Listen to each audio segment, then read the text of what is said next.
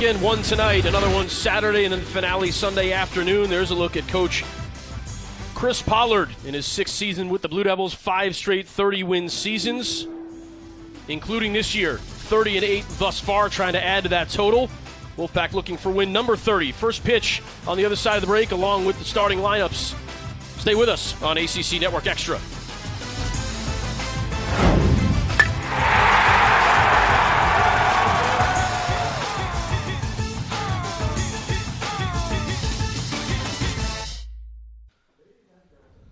Please join the ACC, our players and coaches, in honoring America and celebrating its freedom and no super protective. Let us rise for the singing of our national anthem. Singing tonight's national anthem is Samito Johnson, a 10-year member of the United States Army.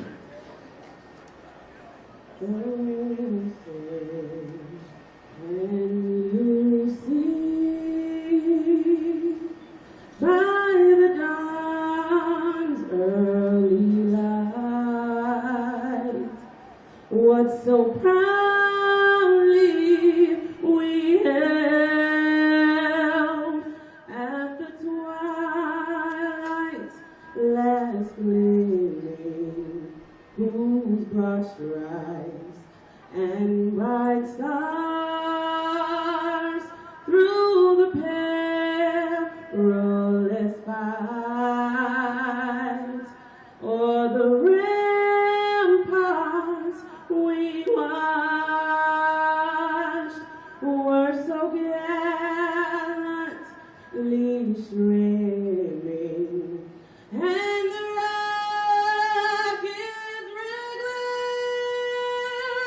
double bird singing air gave proof through the night that our flag was still there. Oh, say does that star-spangled banner yet wave o'er the land of the free and the home of the brave.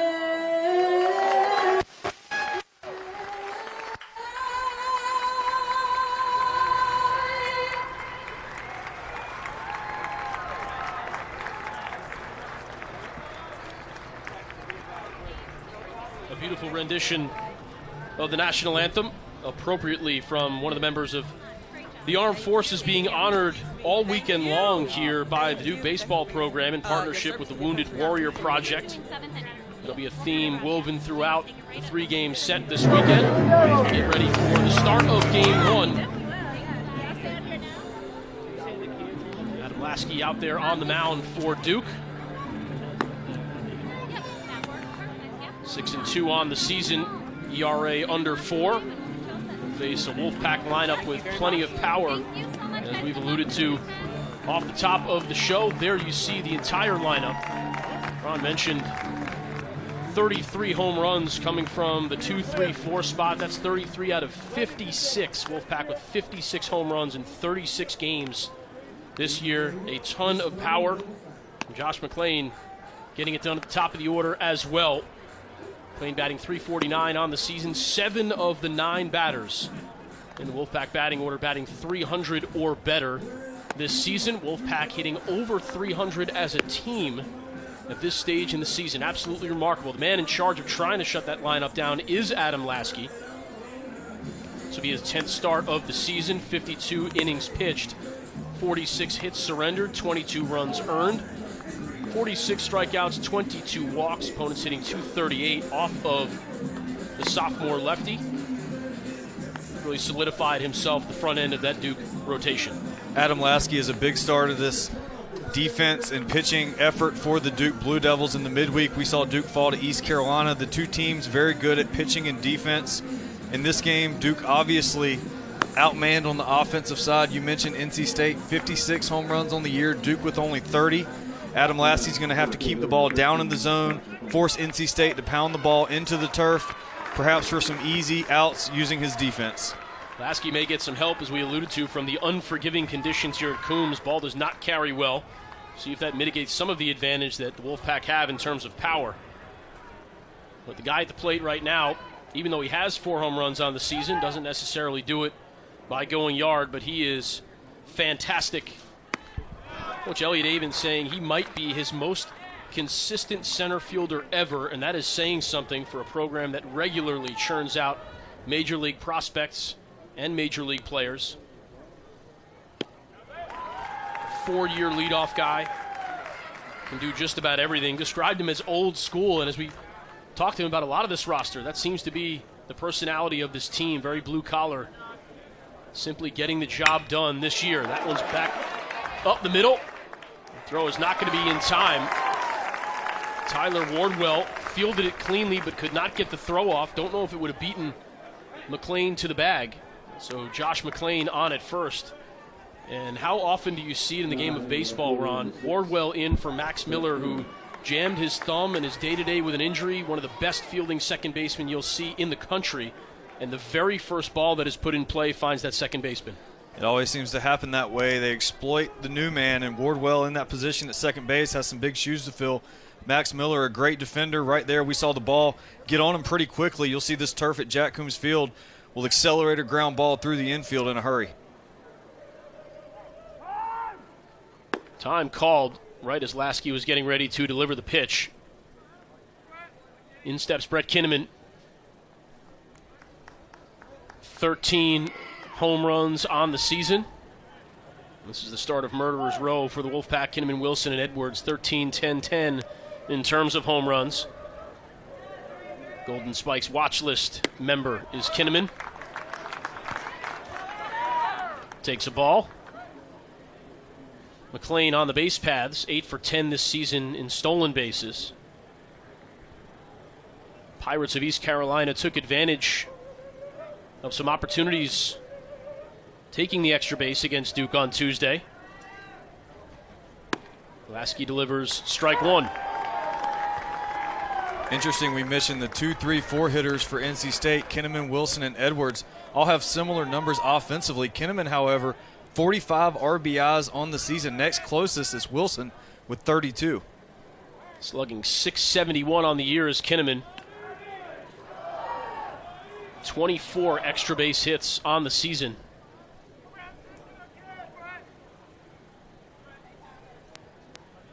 One is the count. Kinnaman playing a bit through injury. Another one of those blue-collar, old-school guys that has earned the respect of Coach Elliott Avon, and Lasky earning some respect with that breaking pitch. It's 1-2. Lasky with the 1-1 breaking ball. We've seen him throw a 1-0 changeup to McLean, first batter of the game. Obviously, he's going to have to be successful throwing breaking and off-speed pitches in hitters counts. The 1-2 pitch toward first. Loperfido gets a glove on it. Wardwell throws it back to him. Good communication that time. You could see Wardwell waving him back to first base, knowing that he was going to be able to make the throw in time. One away. And McLean advances to second. Big time play there for Wardwell, staying with that ball off the glove of Loperfido, coming up with the big out there for the Blue Devils. Good way to get that young man's confidence early in the game after perhaps misjudging that ground ball early. So a runner in scoring position now for Will Wilson. Shortstop this year, second baseman last year's had to make that adjustment. One of the best hitters in this lineup. Batting .305 on the season. I mentioned a moment ago, second on the team with 32 RBIs. A chance to add to that total with McLean on second.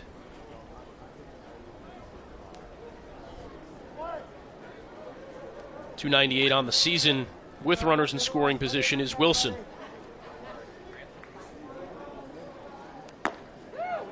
Pitch catches the plate, and it's 0-1.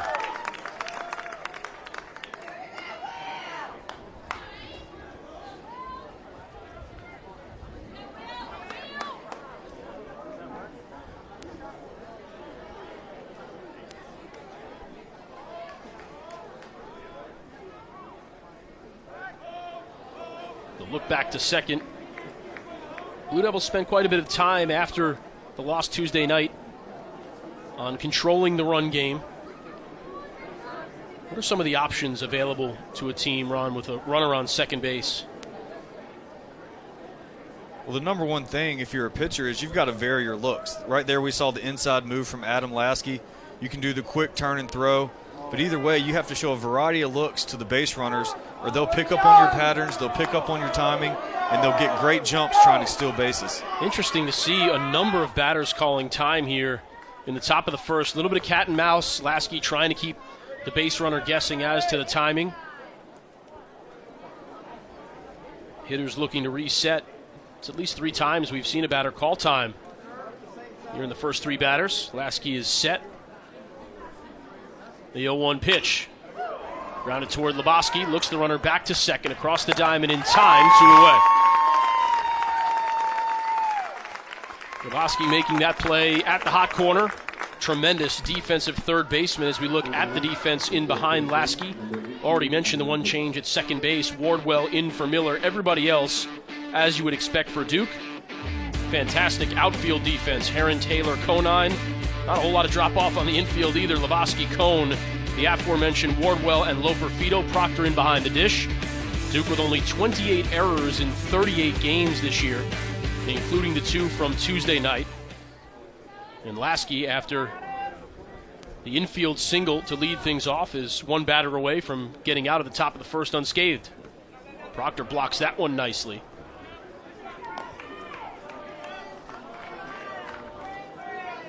That's the breaking ball that Adam Lasky needs to find the strike zone early in the pitch count. You've got to find a way to get that one over the plate. It's a breaking ball nobody's expecting on the first pitch. Evan Edwards obviously easily laid off that one well in the dirt. Good job by Proctor to keep it in front. Edwards, the junior college transfer. Described by Coach Avent as country strong. Good compliment to the first 3 hitters in the lineup. You see the numbers on Edwards, including double-digit home runs. Lefties with a better chance to get one out here at Jack Coombs Field than righties.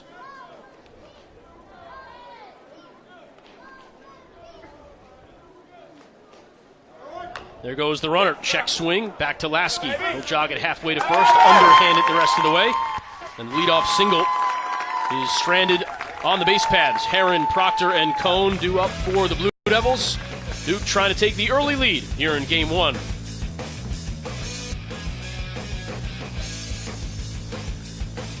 Heading to the bottom of the first, scoreless here at Jack Coombs Field.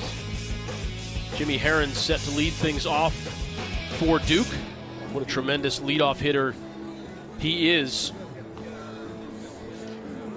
More walks than strikeouts in his career. The only Blue Devil in history with 50-plus doubles and 50-plus stolen bases.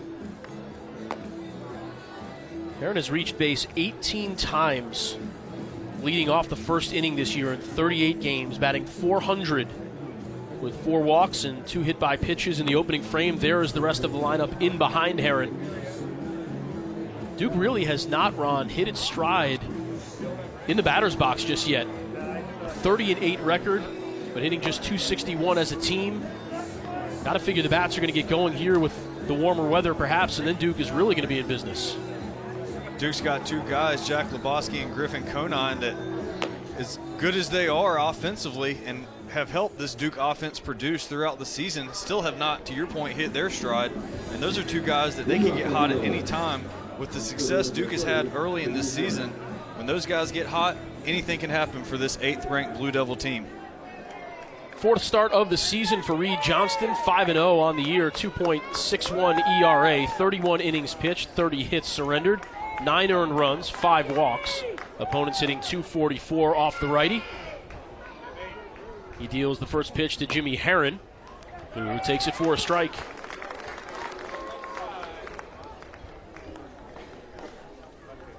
Heron leads the ACC with 40 runs scored this season, has scored 16 of those in the first inning alone. He's behind in the count, 0-2. Good start for Johnston.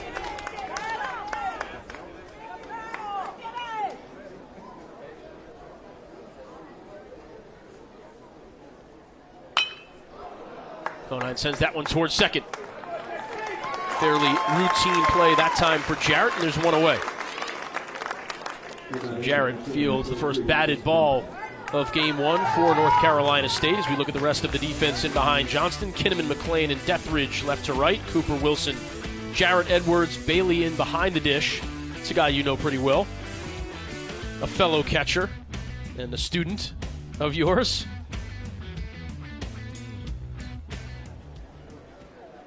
Proctor steps in, swinging first pitch, lifting it towards center. No problem at all for McLean. 2 away.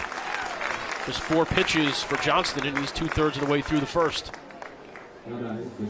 Patrick Bailey, the catcher for the Wolfpack, a kid I was fortunate to coach as a 14-year-old, and I call it coaching. The kid's got so many baseball instincts that really you just had to show up and give him a glove and a uniform and tell him to go. But watching him grow has been unbelievable. He's having an outstanding freshman year for the Wolfpack.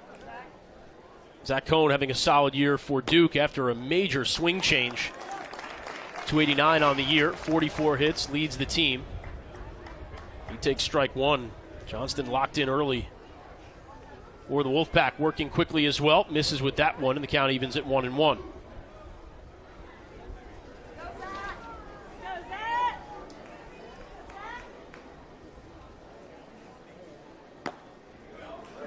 That's in for a strike. The count is 1-2 to the number 3 hitter for the Blue Devils.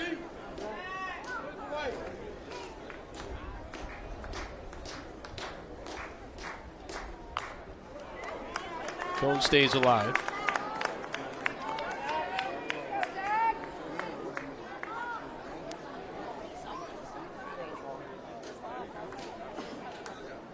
Three triples on the season. Good for a tie for first in the ACC coming into the weekend. The 1-2 from Johnston. Fouled away as Cone stays alive. Loperfido on deck.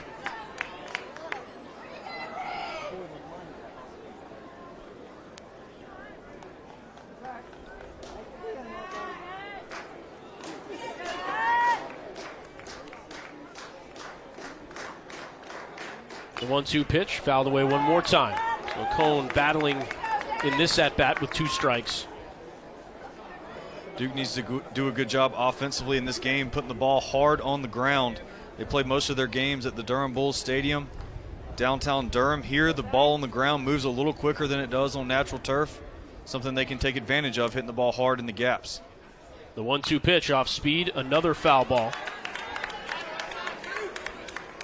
If nothing else, Cone doing a good job of letting his teammates see a bit more of Johnston's arsenal after 2 quick outs.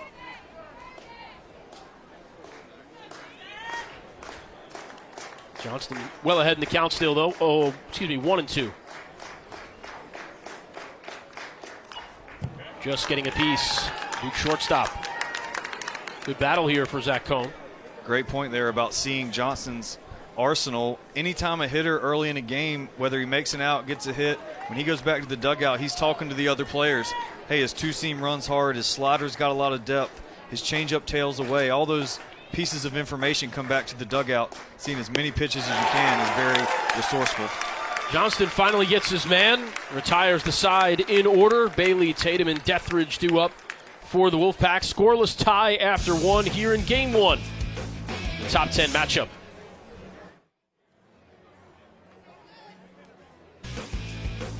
Set for the top of the second, number 4 versus number 8. Of course, that's just according to one poll. According to others, several others, the Wolfpack checking in at number 2 this week. Matches the highest ranking in program history. Pack also ranked number 2 during the 2003 and 1993 seasons.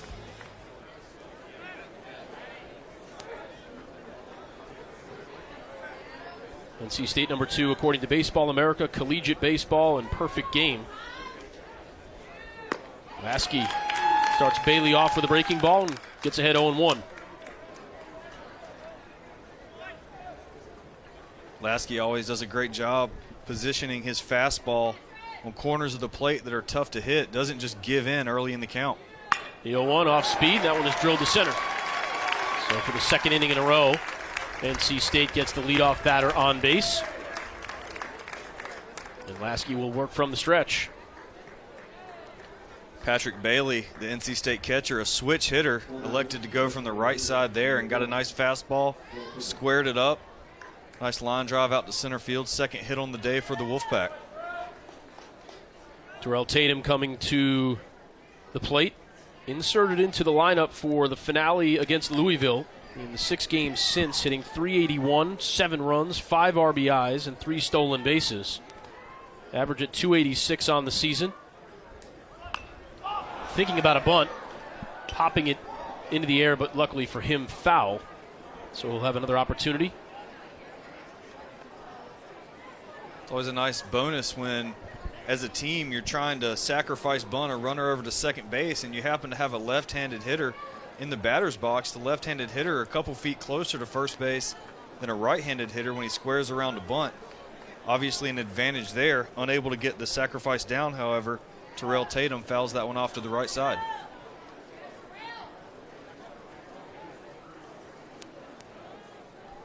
Tatum behind in the count 0-1. We'll see if he bunts again. Instead, swinging away toward third.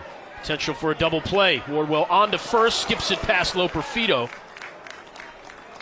And Tatum will go to second. Duke has turned quite a few double plays this year, and that is the second time that Wardwell has been tested at second with questionable results. Tough turn on that one. Tatum a lot of speed.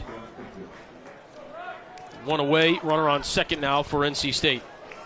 Lebowski did a good job judging that hopper down, that chopper down. He caught it right at his chest, did a good job getting rid of it. Wardwell, however, rushed the throw. Pretty obvious that he tried to do too much with it, had plenty of time. It was a very quickly turned front half of that double play and spiked it in the dirt, unable to come up with it down at first base. Joey Loperfido for the Blue Devils. So here's Brock Deathridge.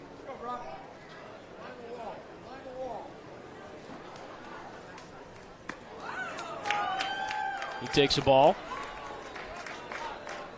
Terrell Tatum 7 for 8 in stolen bases this year, and this was the area. It was between second and third that East Carolina did a lot of its damage on Tuesday. See what Tatum tries to do. Count is 1-0 to Deathridge.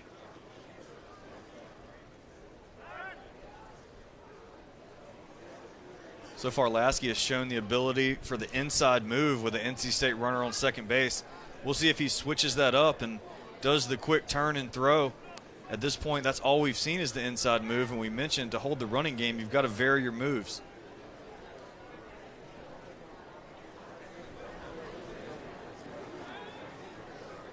The 1-0. This is 2-0. A little variation there from Lasky. That was the no look, so he came set looking at the catcher. Instead of even turning to take a look at the base runner, delivered the pitch, so a little bit of variation there from the Duke starting pitcher. JT Jarrett waiting on deck. First base open for Deathridge.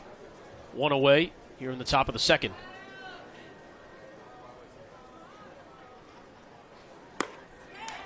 One's in for a strike.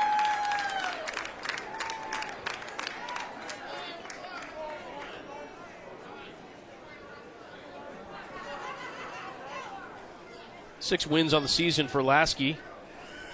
Tied for the ACC lead.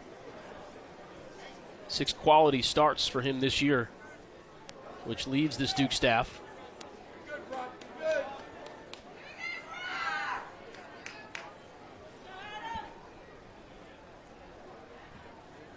Here's the 2-1 pitch. This is 3-1.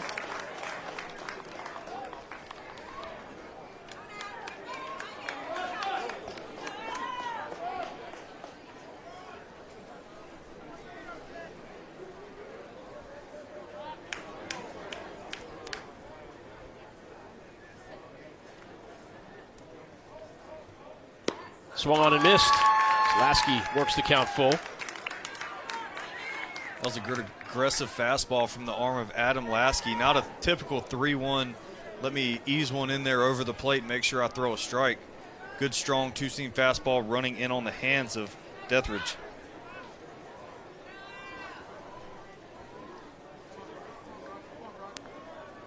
.303 on the season for Brock Deathridge. Full count pitch, finding some open turf and shallow left. Heron comes up throwing. Lebowski cuts it off.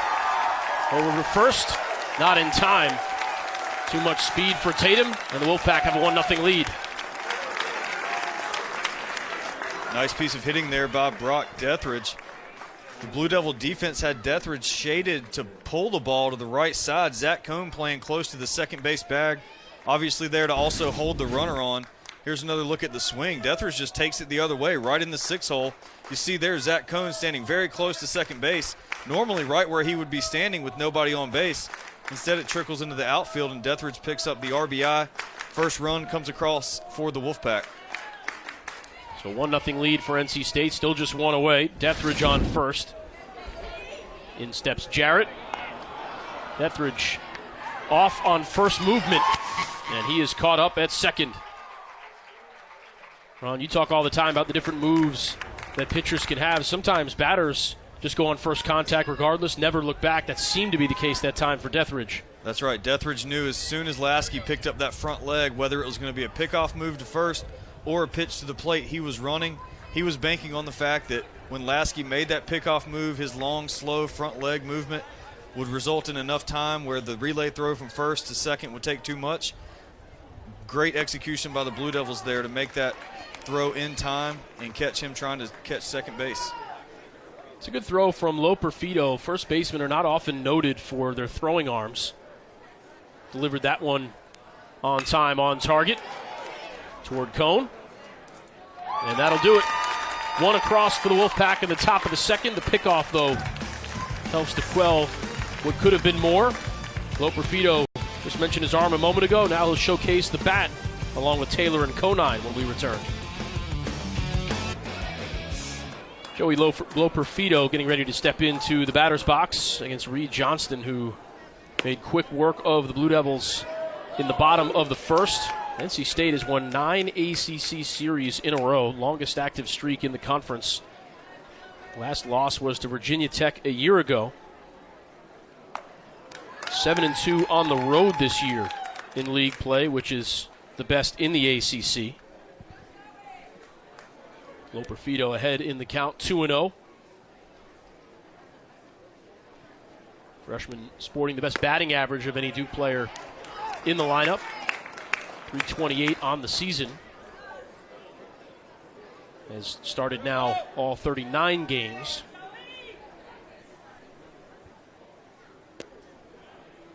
Looks that one in for a ball, and it's 3-1. Reed Johnston for NC State with a very live arm. Very long arm motion, really gets the ball back behind him. Does a great job slingshotting that ball over the top. Swinging 3-1. Loper Fido fouls that one away.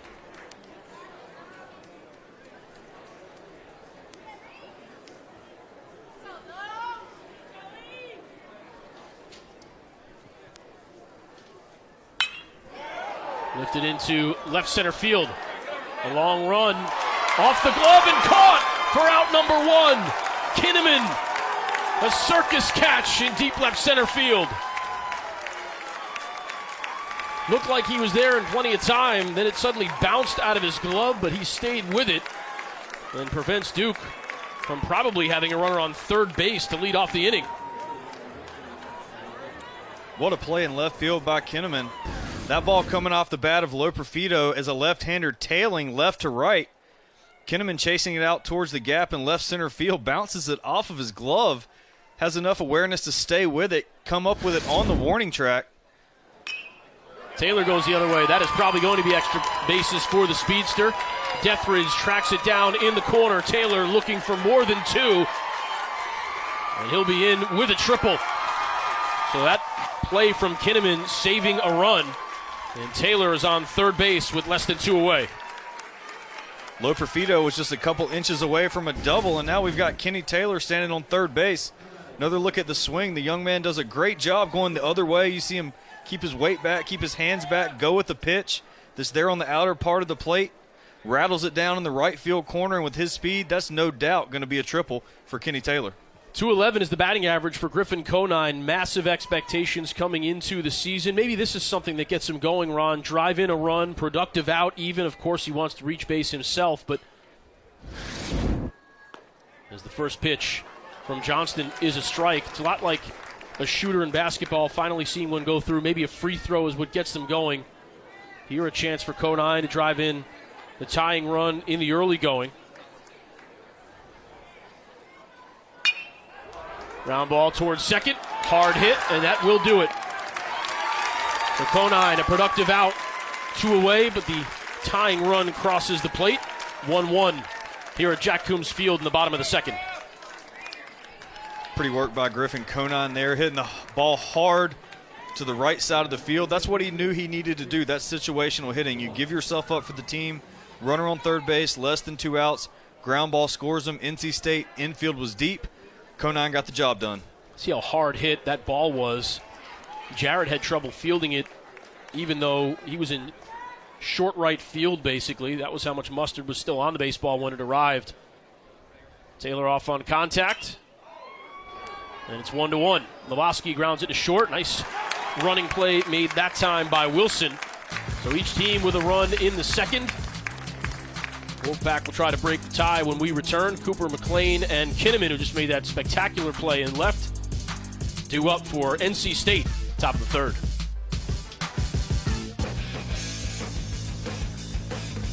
Seen a little bit of everything in this one through 2 innings between NC State and Duke. Juggling catches in the outfield, extra base hits. Fast pace to this one. Lasky back to the mound. 24 pitches into his outing through 2 innings. Off-speed pitch to Dylan Cooper is taken for a ball, and then it's the top of the lineup after Cooper with McLean and Kinnaman. Cooper batting .289 on the season.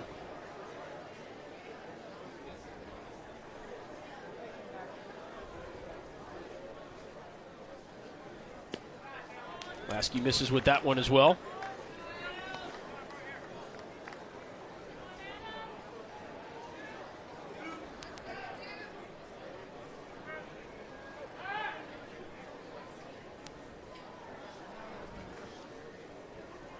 The 2-0 from the Duke left-hander.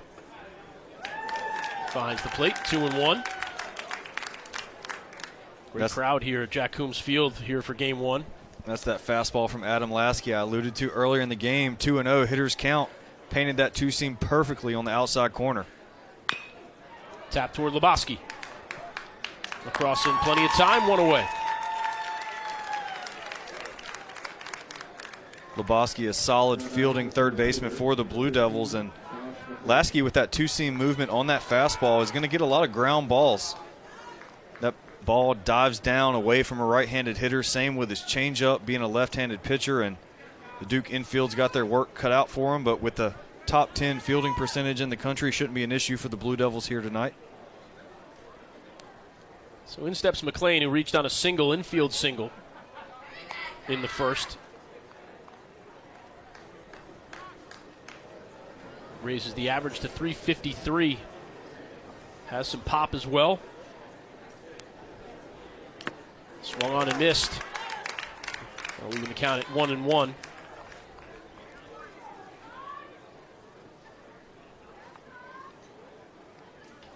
McLean earlier in the year, 13-game hitting streak. That came to a close in game 1 of the Virginia Tech series. Opened the season on an 11-game hitting streak, so he's had a hit in 26 of 28 games this year. Make it 27 of 29. Back on the bases one more time, 2 for 2.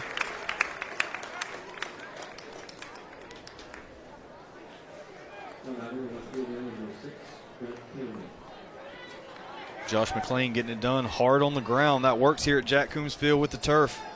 His first single, a hard ground ball up the middle on the second base side. This one's just a little closer to the second base bag, but again, well struck. Right up the middle of the field, trickles out to center field. McLean early in this one, 2 for 2.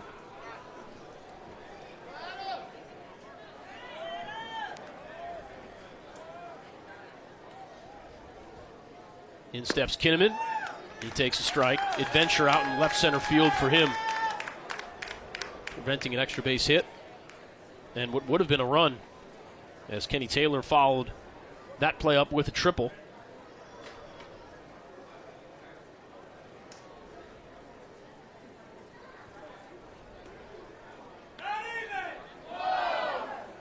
Lasky sends that one over to first. Duke with a shift on for Kinnaman. As Zach Cohn nearly behind second base.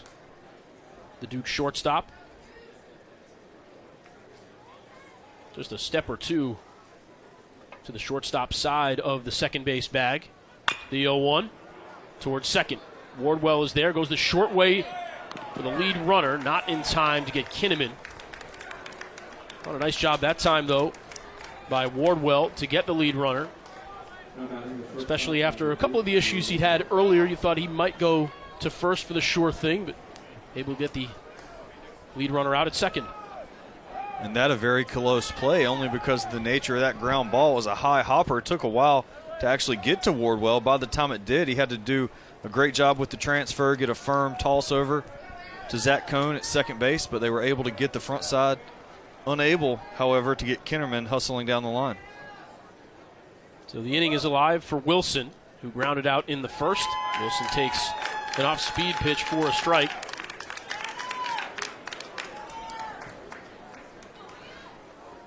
That play by Wardwell, the difference between having a runner in scoring position and not.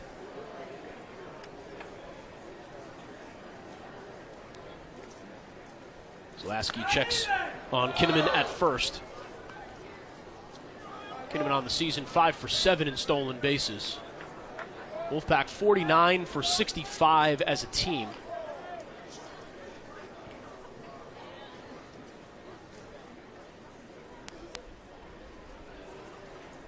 And the 0-1 misses 1-1.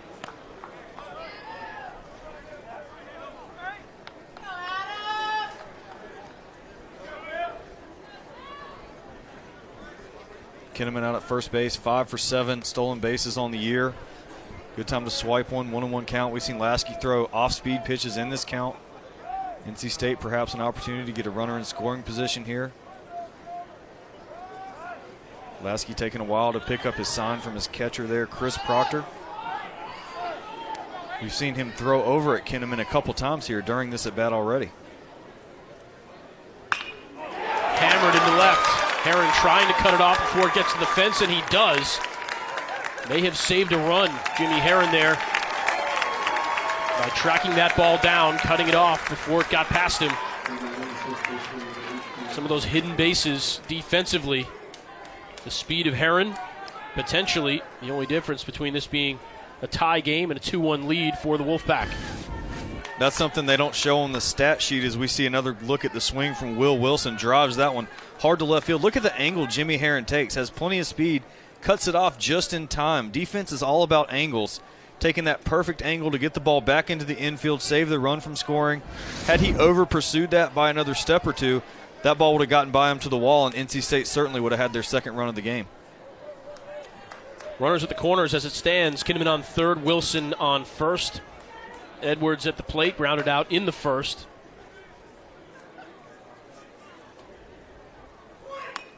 Check swing, strike one.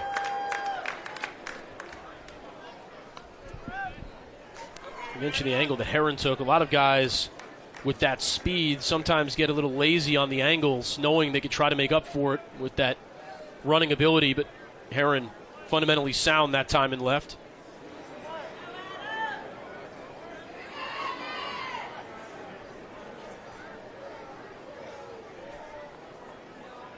The 0-1 off speed. Misses. Herron has not made an error this season thus far.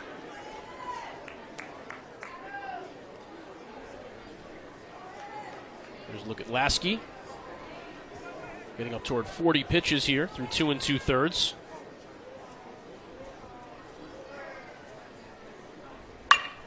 Edwards sends that one into center field. So the Wolfpack do take a 2-1 lead. Edwards with the RBI.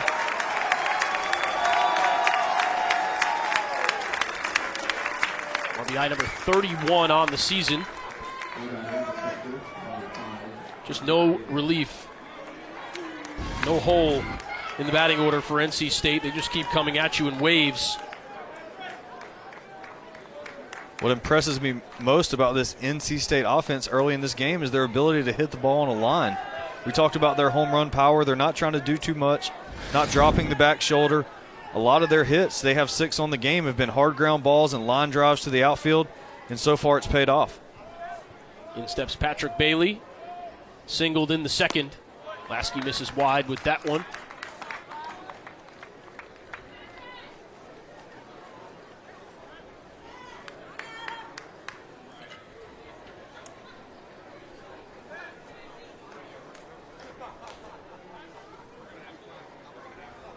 Those 2-out RBI hits mean just a little bit more to a team. Lasky sees that one roll by Proctor. Both runners will advance. Count is now 2-0 on Bailey. Tatum in behind him.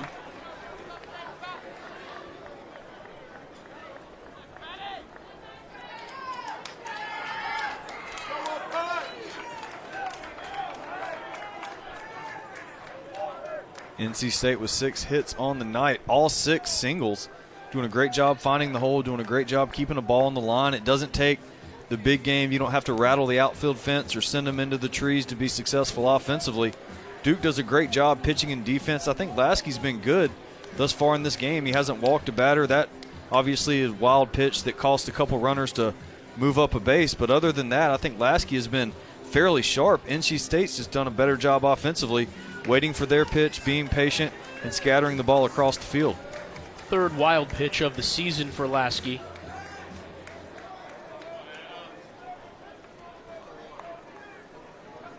Two balls and no strikes to Bailey. Batting .323 on the season now after the single in the second. Defense playing Bailey straight away here with 2 outs.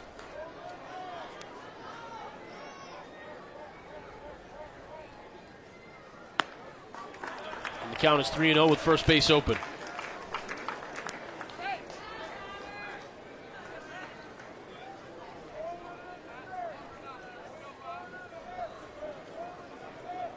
Interesting to see what Lasky does here and whether or not Bailey is taking all the way 3-0.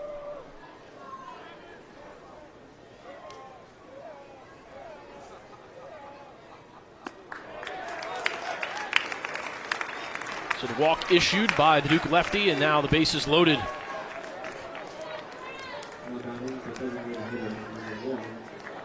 Terrell Tatum steps to the plate.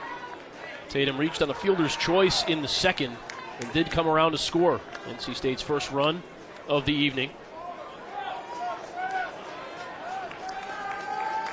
Now we'll have a conversation at the plate. Excuse me, at the mound. Well-timed visit here by Dusty Blake. We saw Lasky after he lost Patrick Bailey step to the back of the mound. He took his hat off. He ran his fingers through his hair and just kind of looked a little bit frustrated. We saw the wild pitch that allowed the runners to move up. During that Patrick Bailey at bat eventually led to a walk. Lasky just lost a little bit of what he had early in this game. He's given up 6 hits here, 2 2/3 inning. He's been around the plate, he's been good, but this NC State offense is overmatching him at this point.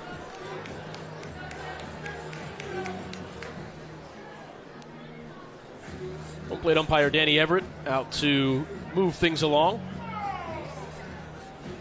Rest of the crew, Craig Barron at first, Kevin Elsey at second, Chris Ward at third. Pretty long conversation here.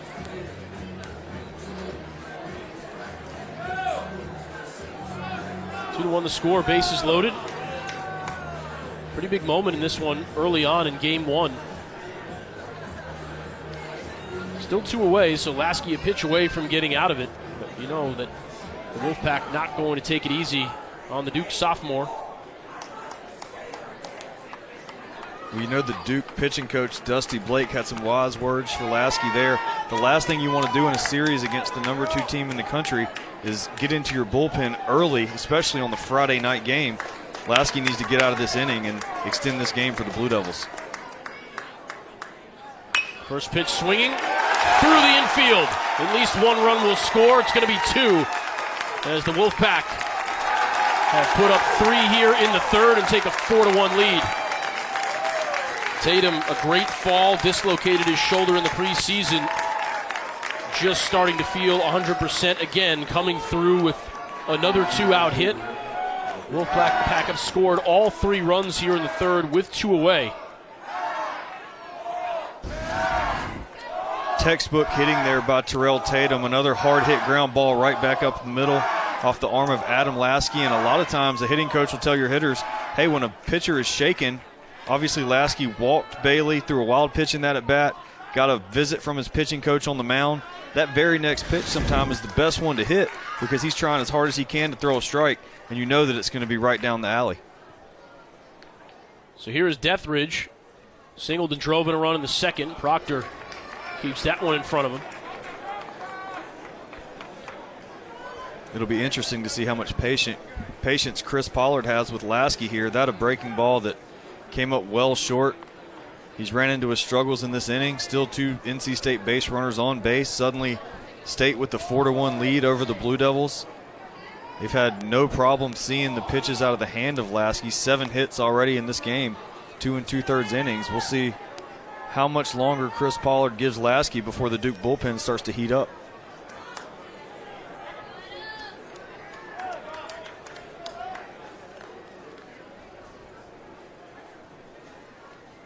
Six different NC State batters with a hit already here through 2 2/3.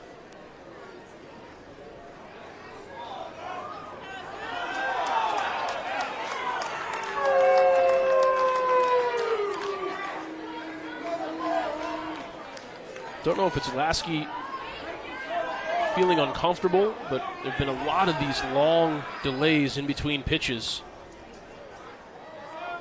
The 1-0. Fouled away, and it's 1-1. You've got to think it's something in the Duke system in terms of how they like to relay pitches from the dugout to the catcher to the pitcher with a runner on second base.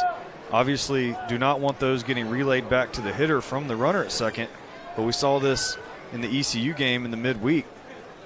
Takes a while to get those signs communicated and the pitcher to come set. Proctor blocks another one. Count is 2-1.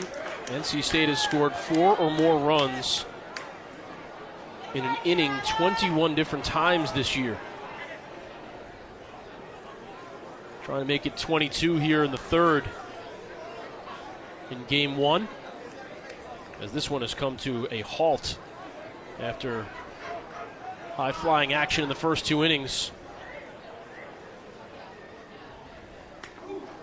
Well inside. Wolfpack refusing to go down without a fight here in inning number 3. They've turned it into 3 2-out runs. 7 hits already for the Wolfpack.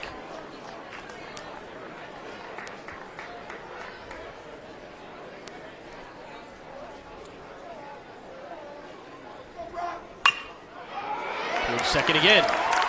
Wardwell chases it down, throws it into the infield. The relay from Cone is going to be in time.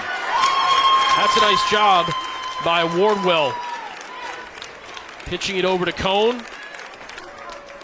But the Wolfpack, plate 3 in inning number 3. They lead by 3 here in game 1. Don't often see the relay throw infield to infield, but it was good enough for out number 3 for the Blue Devils. At Jack Coombs Field, where the Wolfpack have a 4-1 lead over the Blue Devils, and we're going to take another look at the last play in the top of the third. Ball batted towards the middle of the field. Wardwell does a great job getting over to it. An even better job by Cone being aware. Runner coming around third base, trying to steal a run on the Blue Devils, but Cone with great awareness makes that relay throw, the rare 4-6-2 out to end the inning for the Blue Devils in the top of the third inning. It's funny, I was impressed by Wardwell's heads-up play to throw it to Cone. You might have even been more impressed by Cone. Because a lot of guys catch the ball and then have no idea what to do with it. They're just not expecting to get it in that situation. Cone, aware of what was going on behind him, back is to the play. Ends the inning, ends the damage, and now Michael Smickless leading things off for Duke, as the Blue Devils will try to make up a 3-run deficit with Smickless, Wardwell, and Herron here in the bottom half of the third. Extended rest for Johnston.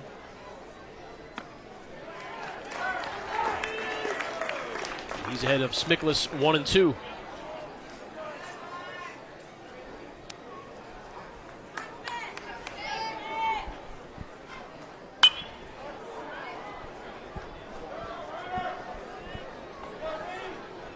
Wolfpack have already scored 4 runs, but they've been caught twice on the base paths. There was the caught stealing, and then trying to sneak another run across there. Pedal to the metal for the Wolfpack here in game 1. Smickless barely gets a piece that time to stay alive against Johnston. Reed Johnson has been great in this game. He's only faced 1 more than the minimum. That was in the bottom of the 2nd inning. Kenny Taylor hit a triple, was driven in by Griffin Conine. Duke able to get a run despite the fact Reed Johnson only faced 1 more than he's had to. Fouled away again by Smickless.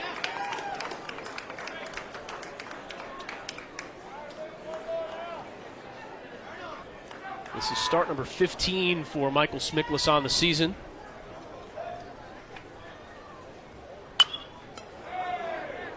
Mile high pop-up. Will there be room in behind the plate? There will not. Bailey giving chase, but instead another pitch on the way from Johnston to Smickless.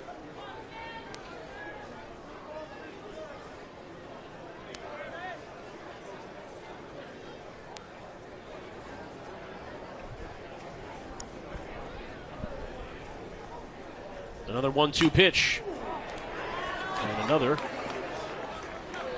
pitch fouled away. We've seen a couple Duke hitters have great at-bats against Johnston, fouling off a lot of pitches, not a whole lot of swings and misses for the Blue Devils. Zach Cohn did go down on strikes. Other than that, Duke is on Johnston's stuff, just fouling a lot of balls off. Sent toward third, gobbled up by Cooper, but the throw is errant. And so Smickless will reach on the error. Perhaps Cooper with too much time to think about it. And Duke has the leadoff runner on. Good hustle down the line by Michael Smickless. Coming up now on the 9-hole, Tyler Wardwell, and being a not regular for the Blue Devils, be interesting to see if they go ahead and have him lay down the sacrifice to move Smickless around for the top of the batter's order. So Wardwell steps in. Mentioned limited playing time. Just 4 for 14 on the season. This is his 3rd start. Just the 3rd error of the season for Cooper at 3rd. Both teams have made an error here in the early going. Wardwell puts a charge into that one. Back to the warning track to field it is Deathridge, and there's one away. A lot of parks that would have challenged the wall, perhaps. Instead allowed out, and now Jimmy Herron comes to the plate. In the ACC in particular, it seems like there's a lot of parks where the ball carries very well to right field. Georgia Tech, Florida State, Clemson being a few of them, and that ball, warning track, probably would have flew out of a handful of fields in this league. Wardwell put a nice charge in it. Johnston checks on Smickless, who has not even attempted a steal this year. Bluff's going. Herron lifts it to right. Charging back is Deathridge. 2nd time in a row. Looks like Deathridge is playing rather shallow. Has done well to track back toward the wall on consecutive batters. Good scouting report by NC State on Jimmy Herron. He's a right-handed hitter that can really have some power to the left side, left gap. We've seen him hit some home runs at the Durham Bulls Athletic Park over the green monster in left field, blue monster, I should say. Playing him shallow in right field is Deathridge. Had to go back on that one a little bit. Herron caught a pretty good piece, but Deathridge able to retreat back and make that play in right field. In the top of this very inning, NC State scored 3 runs with 2 outs. Duke trying to match that. Chris Proctor at the plate, flew out in the 1st. That one looked really awkward out of the arm of Johnston. Bailey did very well to keep it in front of him and keep Smickless at 1st. We had a great view of that one just slip out of the hand, it looked like, of Johnston. Yeah, that ball would have been behind a right-handed hitter. Patrick Bailey doing a good job being mobile, getting out there and keeping the runner at first base. That's Michael Smiklis. The 1-0.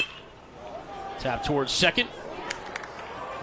Nice job covering the bag.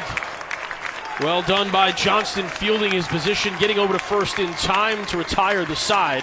Another 0 on the scoreboard. 4-1 is the score. Jarrett, Cooper, and McLean due up for NC State. Mention how high both these teams are ranked. Again, a number of different publications do the rankings. Top 25. USA Today has both of these teams in the top 10. NC State at 4, Duke at 8. Florida Gators, the only one of very few other teams with 30 wins on the season. Earlier in the week, it was just Duke and Florida. There you can see Texas Tech has joined that club as well. NC State, should this margin hold, would achieve win number 30 here this evening.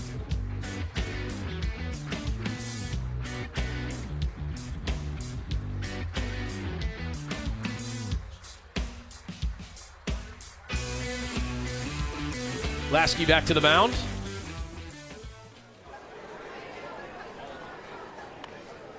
Jarrett grounded out in the second.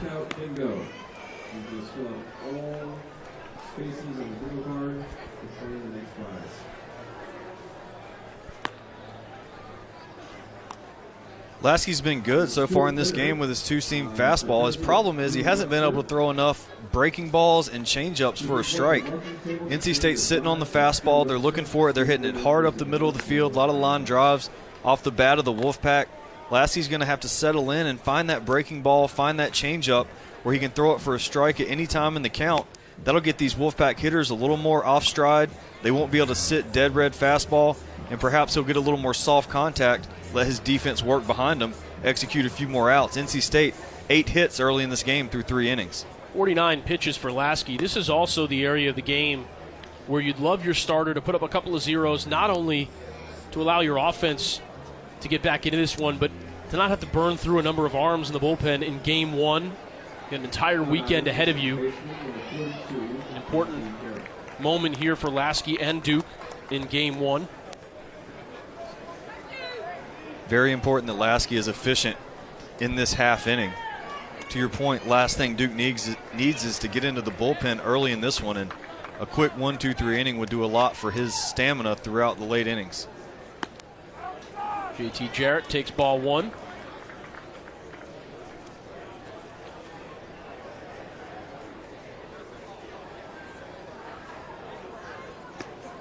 And ball 2. See, this is the problem. When you fall behind 2-0 and you can't throw your changeup or your breaking ball consistently for a strike, JT Jarrett knows he's sitting dead red fastball right now. 1 pitch, 1 spot. If that was the case 2-0, it's certainly the case 3-0. Imagine he might be taking all the way here.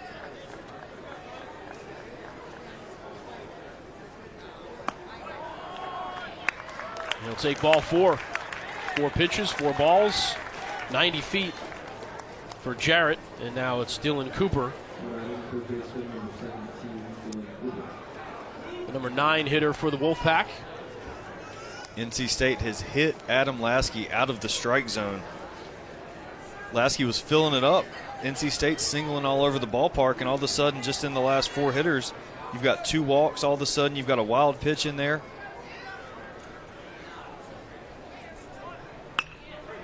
Well-placed bunt. Fantastic execution that time for Cooper, who reaches on the bunt single.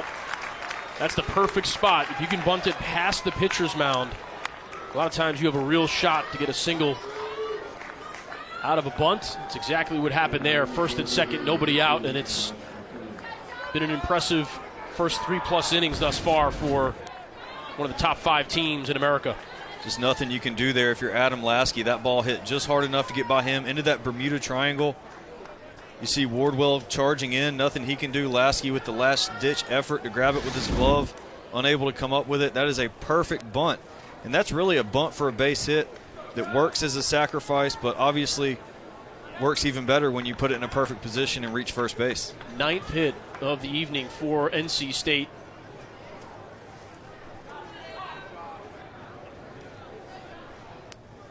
In steps the leadoff hitter, Josh McClain, who has yet to be retired. Singled in the first and third. Imagine we're not far away from seeing the Duke bullpen start to warm up a bit.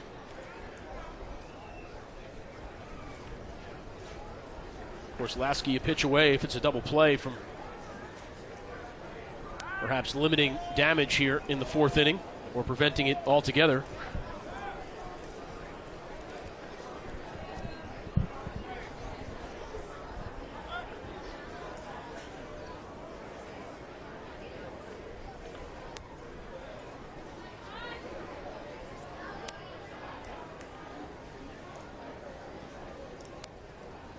The 1-0 pitch misses, 2-0, and the Duke bullpen does begin warming for the first time. You hate to get into your bullpen early in a series, but you also can't afford to go down too many runs to this potent NC State offense and have a chance to scratch back into this one if you're Duke. So probably a good move getting somebody hot, and if Lasky can't get a few outs here, maybe time for somebody new. The 2-0 towards short. To third for the lead run. That's all the Blue Devils are able to get out of that, but probably a best case scenario with a fairly softly hit ball to short. Matt Dockman, the lefty, warming for Duke. Lasky perhaps a pitch away from getting out of the inning altogether, but in order to do that, he'll have to retire Brett Kinnaman. Reached on a fielder's choice in the third, came around to score. Good read on that ball by Zach Cohn. It took him towards the third base. That ground ball in the sixth hole put him over towards Lebowski, who was at third, took the easy out, the force at third, rather than trying to make the miracle spin and throw to second for the double play. Very unlikely. Good job by Cohn taking what was given to him by the angle of the ground ball.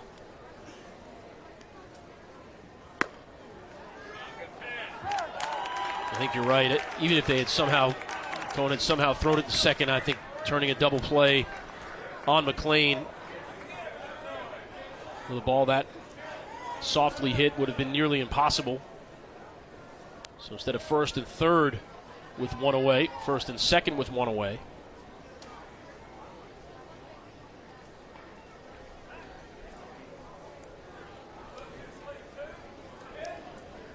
Lasky has shown that that's going to be his move to second base. That inside, we still have not seen him step off the back and spin and throw. Perhaps not comfortable with that move.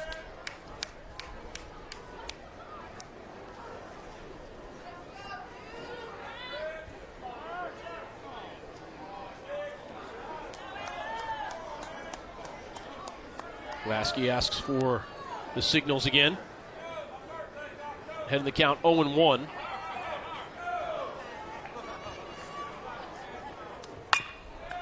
Off the glove of Lasky. Chases it down, tries to fire it, thought about it, and then back behind the runner. So a bit unlucky perhaps for Duke defensively. Looks like Cohn might have been there in behind Lasky. Obviously Lasky doesn't know that. Thought smartly ate it instead of trying to throw to first. Nearly caught Cooper off third base. Now the base is loaded with one away. Roller coaster ride of emotions there. It looked like the ground ball was going to make it up the middle for a routine double play for the Blue Devils. Instead, he knocks it down, fakes the throw. Great awareness when he first went to throw that ball. You just wanted to say, no, no, no. That's a great chance to airmail that one out into right field. He had the awareness to not throw, then turn and look at the runner in third and nearly made a tricky little out. So the base is loaded and one away. And now a ball and no strikes to Will Wilson. Singled in the third and came around to score one of 3 runs for the Wolfpack in that half inning. 60 pitches here in game 1 for Adam Lasky.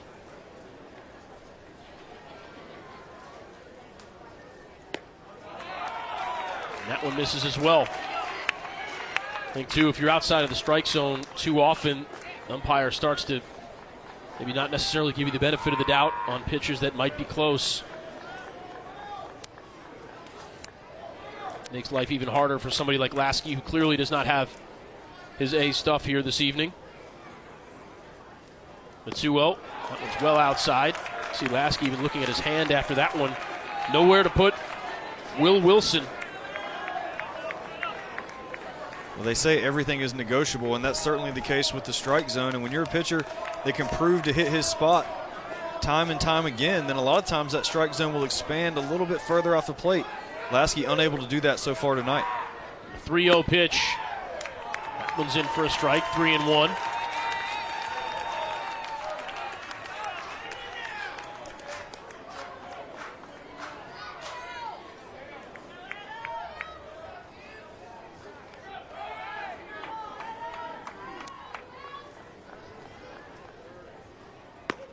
The 3-1 pitch is also in there, so Lasky battles back. Count is full. And Wilson needs to adjust his approach now one more time. What a huge pitch here coming for Adam Lasky.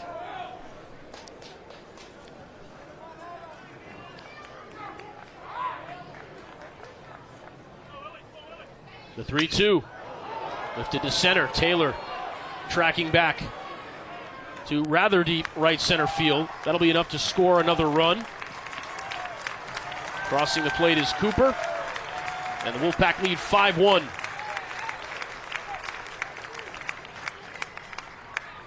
Productive out for Wilson on the sacrifice fly.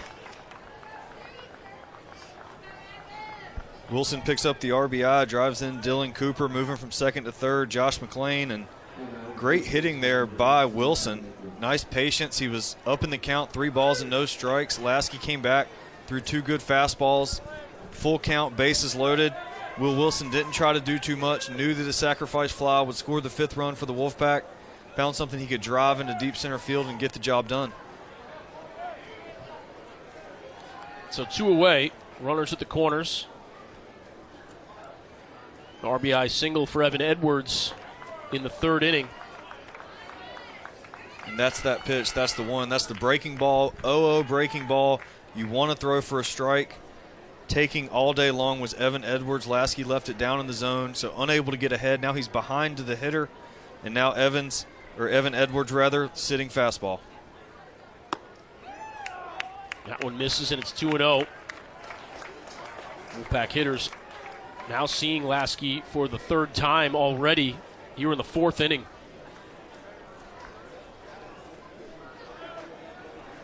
On the other side of the card, Duke only has 2 players, Heron and Proctor, that have had 2 at-bats.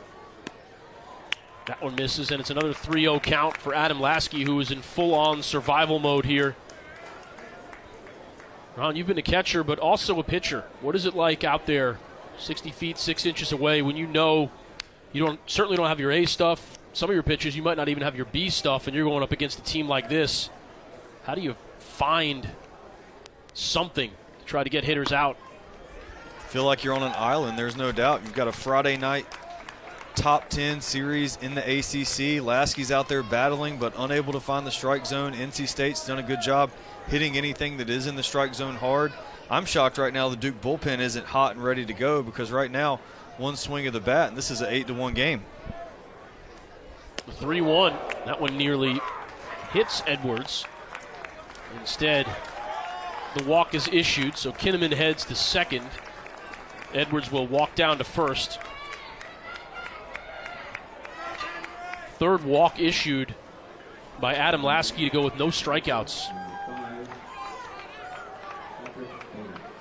That 3-0 pitch, clearly an indication that Lasky is not feeling it right now. I mean, 3-0, whatever it takes, you let off a little bit, you get your arm out front, you do what you can do to throw a strike. That one nowhere near the strike zone for Adam Lasky. Single and a walk for Patrick Bailey, who has not been retired yet this evening. He'll hit with the bases loaded. I like that aggressiveness there from Patrick Bailey. Bases loaded. Just watch Evan Edwards get walked on 4 pitches. And again, we mentioned when the pitching coach comes out, you know when a pitcher's trying to throw a strike, and that's a good time to be aggressive.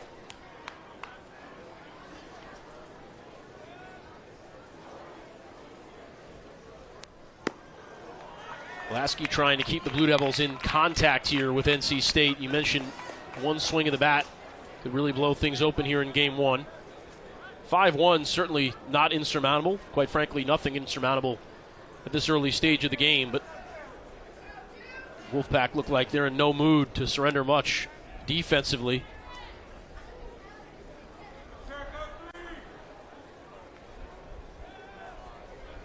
The 1-1 pitch toward left center.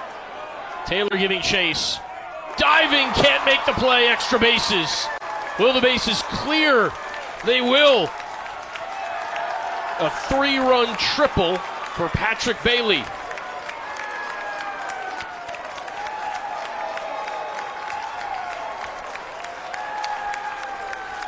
Who coached that guy as a 14-year-old? Well, look at this swing. Does a great job staying back. What a level, nice balanced swing. Does a good job using his hands and drives that one out towards left center field. If you don't know how hard that ball was hit, Kenny Taylor, one of the fastest men in the league, can't get to that one. Makes an excellent diving effort, but as soon as Taylor lays out for that dive and missed the ball, it was sure that 3 runs were going to come across for NC State. Those 3 runs did score. Patrick Bailey with a triple, 3 RBIs standing down at third base, and Duke's going to talk about it on the mound.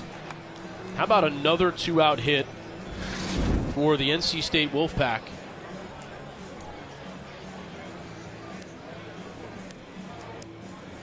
They have been flat out mean with 2 outs in the batter's box. Just tells you a lot about their approach. Coming into this game, we talked about the home run numbers by NC State. Before that triple by Patrick Bailey, every one of NC State's 10 hits were singles, and that one really was the nail in the coffin here in the top of the 4th inning. NC State with an 8-to-run lead as Duke will have a pitching change. 11 hits. We talked about all the power, none of them home runs, but the Wolfpack have still put up 8 runs here in Jack Coombs Field. 1 in the 2nd, 3 in the 3rd, 4 in the 4th. Duke will make a pitching change. Matt Dockman will come on to replace Adam Lasky. A few words of encouragement for Coach Pollard. When we come back on the other side of the break, first batter he will face is Terrell Tatum, a freshman staring at an 8-1 deficit here in Game 1. Top of the 4th. Here in Game 1, NC State 8, Blue Devils 1. Final line for Adam Lasky, 3 2/3 innings pitched, 7 earned runs, 11 hits, 3 walks, did not strike out a batter. Difficult evening for the Duke left-hander, from one lefty to another. Matt Dockman on the mound, 18th appearance of the season. Dockman with an ERA under 1 at this point. He's only given up 2 earned runs in 18 1/3 innings. Obviously his job here, give Duke some quality innings, put up some zeros. First of all, end this top of the 4th. During the pitching change, there was some action in the NC State bullpen, and it was their starter, Reed Johnston, getting loose. His offense has done a great job for him here in the top of the 4th inning. Nearly batted around. Johnston just trying to stay loose. Yeah, into the category of good problems to have. Johnston probably getting a bit cold in the dugout. Been some long half innings with the Wolfpack at the plate here in the 3rd and 4th.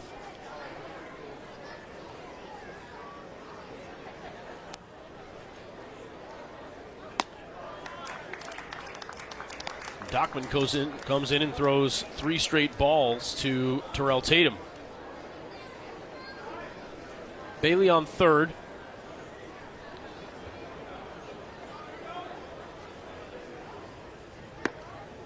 There's a strike. How does a team like Duke in this situation, Ron, get some energy going?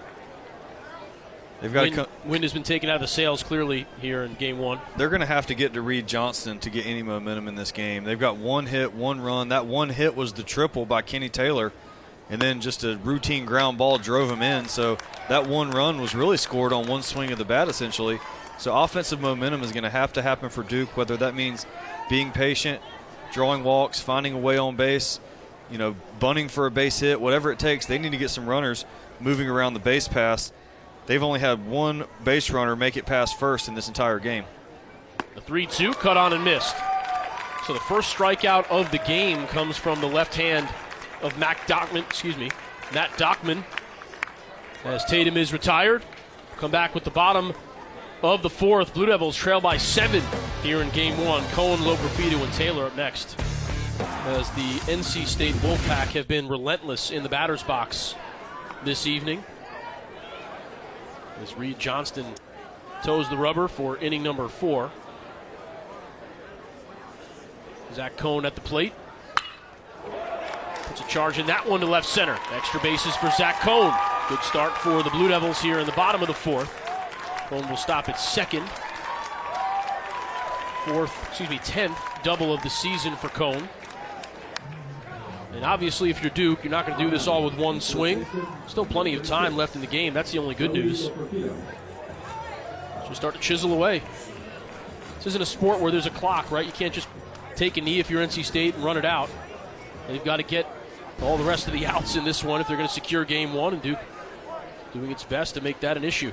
Zach Cohn really drove that one into left center field, and you said it exactly right. And right here for Duke, before that top of the 4th inning, when it was 4-1, this is a situation where perhaps you bunt Cohn over, steal a run. It's a 4-2 game if you can drive him in. However, very different situation now. 8-1 in favor of the Wolfpack. Blue Devils are going to have to hit their way back into this game. Johnston starts Loperfido off with a strike. And now ahead in the count, 0-2.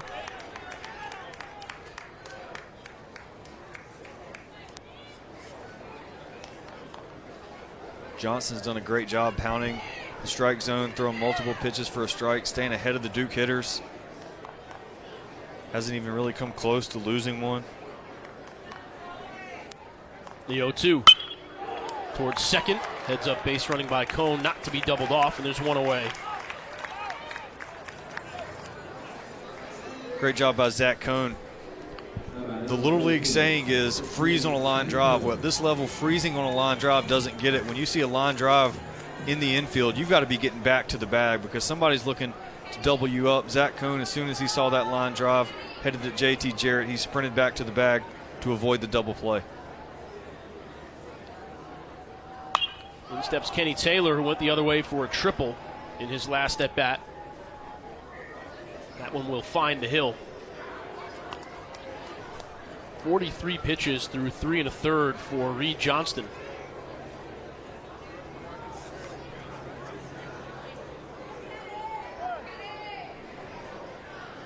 Taylor has some pop, 3 home runs on the season. He'll face an 0-1 pitch from the right arm of Reed Johnston. Tapped foul, and it's 0-2. In that last at bat, Loperfido trying to do a job there and move the base runner out at second base. Zach Cohn to third with less than 2 outs. He hit it too good, hit a line drive.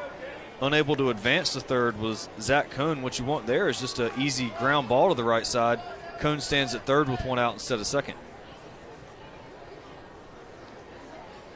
Johnston well ahead, 0-2. Just getting a piece. Kenny Taylor. Kenny Taylor's first at bat, that triple into the right field corner. He eventually came around to score Duke's only run. That was a pitch out over the plate on the outside corner. Taylor likes to extend his hands. In this at bat, we see Johnston making the adjustment. He's throwing that hard 2-seam inside, trying to tie up the hands of Kenny Taylor. Ground ball foul down the third base line.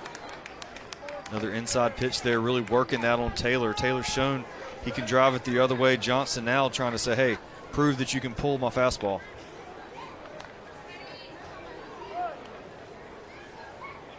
Johnston, the freshman, part of a relatively young NC State team.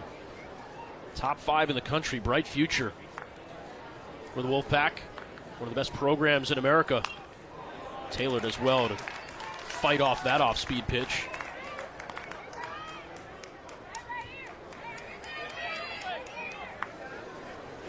It's the difference between working from behind and working ahead. Duke with a lot of defensive swings just to stay alive in the at-bat. On the contrary, Adam Lasky continually falling behind. Wolfpack able to tee off.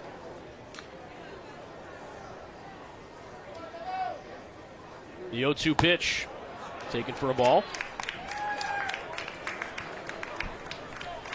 Johnston throwing Kenny Taylor inside, inside, inside, and there tries the high heat. Takes it up there by his eyes, high in the strike zone. You saw Patrick Bailey behind the plate ask for it up there, and Kenny Taylor able to lay off. Now the 1-2. Taylor fouls it off his foot. And Johnston will have to do it again. There it is again, the two-seamer inside. Look for maybe a changeup here on the outer part, something to change speeds. Kenny Taylor's really been tied up on all those pitches inside from Johnston. Take something soft away here. See if you can catch Kenny Taylor off guard.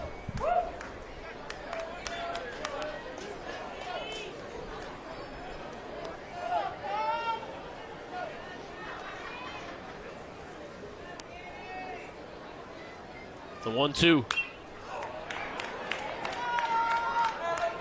It's funny, the at-bats have either been very quick or very long with Johnston.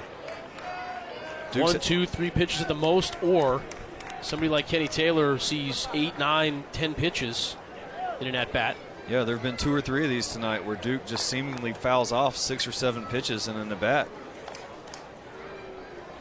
The 1-2 pitch once again from Johnston. Taylor can't catch up to the heat that time. And that's what has been so impressive about Johnston, is he has really won most, if not all, of those extended battles. A lot of times the advantage starts to work toward the hitter. Pitchers get frustrated. Johnston, the freshman, not giving in, overpowering Taylor. The high heat went soft away the pitch before, and there just elevated the fastball. Taylor unable to catch up. And this feels like a big spot in this game. Duke, Zach Cohn, leadoff double, still standing at second base, 2 outs now. One of Duke's best hitters, Griffin Conine. His average doesn't show it, but he's been very productive. RBIs, extra base hits for Duke this year.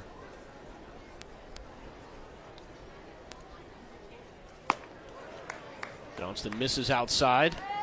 Conine, a productive out, drove in Duke's only run of the game with a ground out in the second inning. Can really take the air out of the sails when you're already in your bullpen. Here we're in the bottom of the 4th inning. Zach Cohn leads off with a double. You're feeling good. Let's get 1 or 2 back here. Same spot as last time. From the outfield grass, Jarrett fields the ground ball. Throws to first in plenty of time. Duke is retired in the bottom of the 4th. Deathridge, Jarrett, and Cooper will try to add to a 7-run Wolfpack lead when we return. 8 runs on 11 hits for NC State through 4 innings here in Game 1. Jack Coombs Field. Matt Dockman back out for another hitter at least. You would think more with nobody warming up in the Duke bullpen. Interesting to see how Coach Pollard handles this, Ron. I mentioned how he perhaps wants to get some distance from Dockman. You thought the other side of that coin is maybe you don't extend anybody. That way you don't burn any arms going into Game 2 or 3. Maybe keep guys at 20, 25 pitches apiece, make it a bit of a staff day. Pollard will make that a game-time decision, and right now, if Dockman settles in and looks sharp and gets 3 quick outs, I'm sure we'll see him again. If we see him struggle to find the strike zone at all, Pollard will probably go ahead and sit him down and save him. See that ball tailing away from Kenny Taylor. Leadoff single for Deathridge. His 3rd single of the game. Already has 3 hits in 4+ innings. Has the average all the way up to 319 now. Has raised his batting average by 16 points. 3rd inning in a row that the Wolfpack have singled to start things off.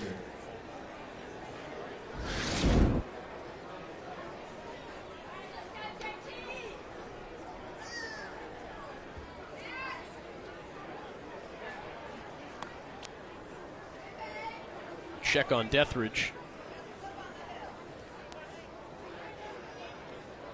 14 for 18 stolen base attempts this year. Still very early in this game, just the 5th inning. 7-run lead. I don't think you're into that unwritten rules of baseball area where you wouldn't see Deathridge steal. Very much still a possibility. Jarrett trying to bunt his way on. Fouls that one off.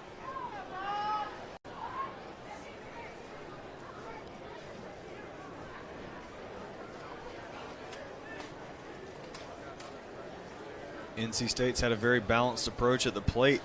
The last 2 innings for them offensively, the top of the 3rd and the top of the 4th, they brought 8 batters to the plate, nearly batted around in each of those innings. Duke looking for a quick one to get their offense back at the plate. Dockman had Deathridge leaning, certainly, but he was able to get back. Good move there by, oh wow, very close play there. Looked like he was going to the plate. Dockman hasn't shown that move all night. That's obviously his #1 go-to. Saved that one for the perfect time and nearly picked him off first base. And that's the key if you're a left-handed pitcher, is when that front leg, that right leg, lifts into the air, you don't want the base runner to know if you're going to the plate or throwing over to first base until the very last minute. Very effective move there by Dockman.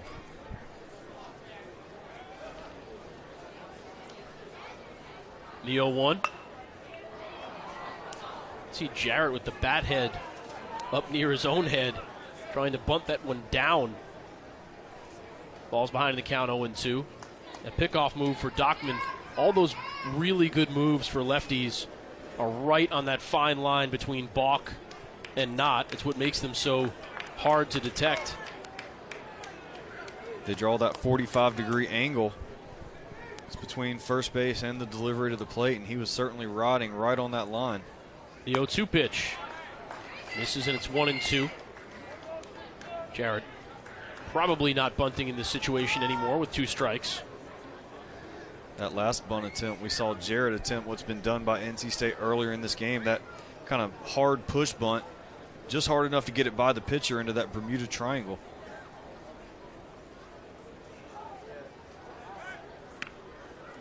Deathridge back in plenty of time. You hear about the Bermuda Triangle all the time in the outfield, but certainly one to either side of the pitcher's mound in the infield as well. It's one of the tougher defensive plays, and it's one that's practiced all the time in what these teams call pitcher's fielding practice, where you have a pitcher, a second baseman, a first baseman, and you're rolling those in-between ground balls where the pitcher has to either field it. If it gets by him, he has to cover first base.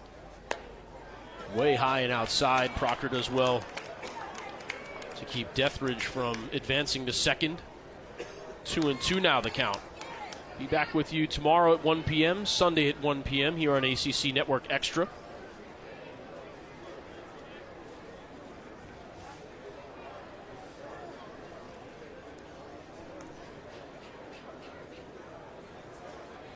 Dockman sets, deals the 2-2.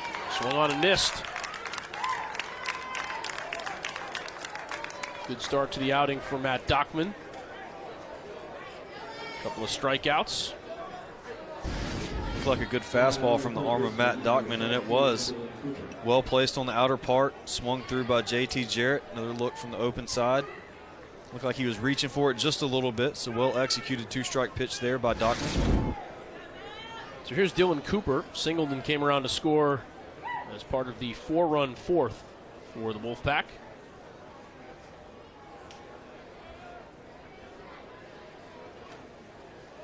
Jarrett remains the only NC State batter without a hit thus far today. Dockman begins Cooper off with a breaking ball strike. And that's what Lasky was never able to settle in and do, was get that breaking ball, that changeup over the plate in hitters counts or even in even counts. Dockman showing the ability to do that will keep these NC State hitters off balance.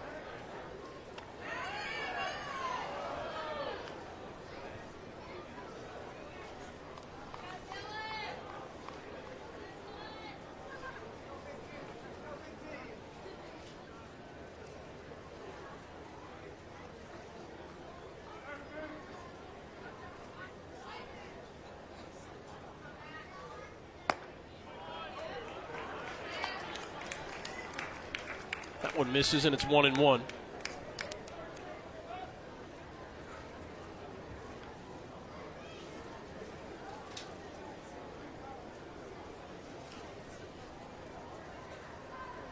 Duke bullpen, an ERA under 3 this year. It's been one of the strengths of this team. 2.88 to be exact.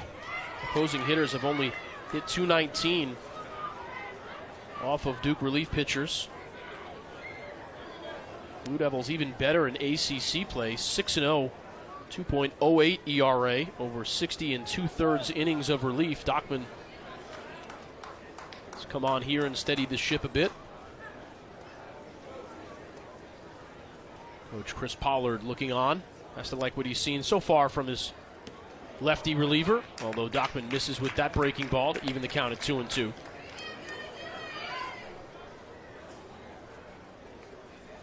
This at bat represents the third time in 3 innings Dylan Cooper's come to the plate for NC State. Dockman, the lefty, on in relief of Adam Lasky, the starting left-handed pitcher for the Blue Devils. The 2-2 pitch.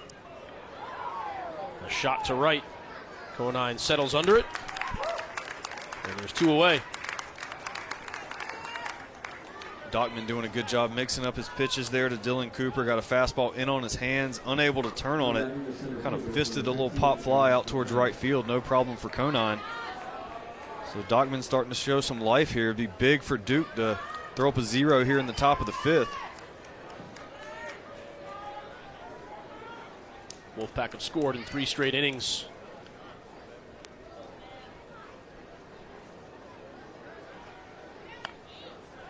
Deathridge has really shortened up his lead at first. A couple of steps off the bag is all at this point.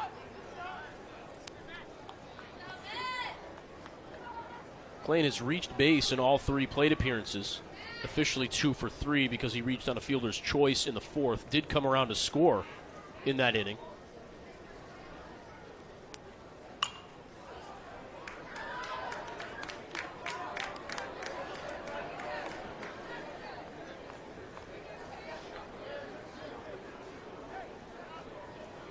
One of 3 NC State hitters with multiple hits already here in game 1.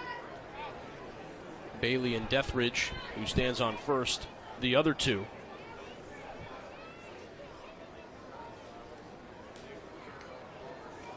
The 0-1 from Dockman, lifted toward right once more. Conine giving chase, off comes the hat, sliding catch made.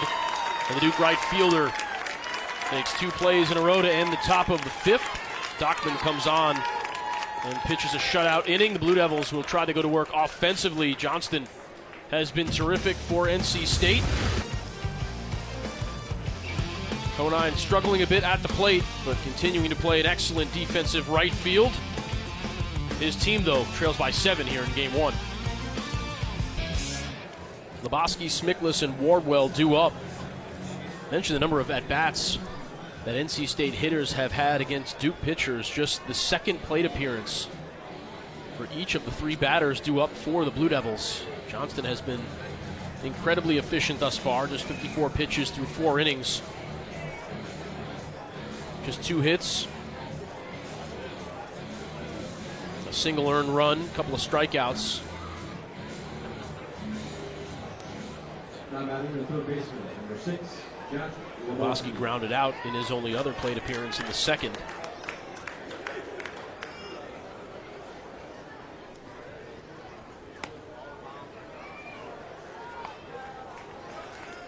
Duke would love to get the bats going for Conine and Lebowski, batting .207 and .206 respectively against high-level competition. And the pitching staffs that Duke is likely to see from a team like NC State. Going to need to add some depth to the batting order. Quickly behind 3-0 is Johnston, who has not walked a batter today. Rare that he's even gotten into a 3-ball count, it seems like. Working very quickly. It's now 3-1. As you would expect, nobody warming for NC State. Likewise in the Duke bullpen, so it looks like it's Dockman for at least another inning for Duke. Swinging 3-1. Lifting a fly ball toward Deathridge. 1 away. Surprised that he was swinging 3-1 there? A little bit. Lebowski struggled a little bit. More so surprised that he had the green light, or 3-1. Surprised at the pitch he decided to swing at, a little bit up in the zone, something he couldn't get his hands to in time. Result of that being a pop fly, just a little bit behind that fastball. Lebowski with the pop out, first out here, and just get the sense plenty of times in this season Duke has scored 7-8 runs in half a game, which is where we are right now. So plenty of time left for the Blue Devils offense. Smickless, who reached on an error, sees that one take a high hop off of the pitcher's mound, set up pretty nicely for Wilson. He was able to throw it across in time for out number 2. Perfect hop that time for the shortstop. That's what it looked like. It was labeled towards center and then just kicks up nicely. Perfect hop where it didn't slow the ball down too much. Yeah, right off the mound, and even with a little bit of a second hitch there, able to get the base runner, Michael Smickless, in time. And Duke, at this point, obviously has a chance to come back in this game. It's not too late, but all that being said, it's a win for the offense right now if they can knock Johnston out of this game and see some of the NC State bullpen. Wardwell swings and misses at that one, and it's 0-2.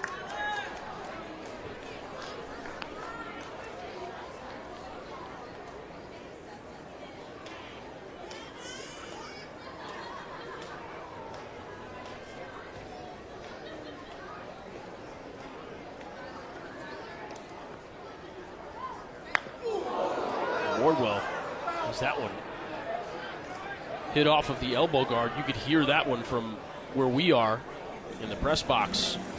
Johnston loses his man ahead in the count, 0-2, and on a night that he has been almost perfect, that's got to be a little frustrating for him. The sound that ball made looked like it might have hit the butt of the bat, which would have been a foul ball, but the replay clearly shows it caught him on the elbow protector, and I guess that device served its purpose there. That one certainly doesn't feel good without that protection.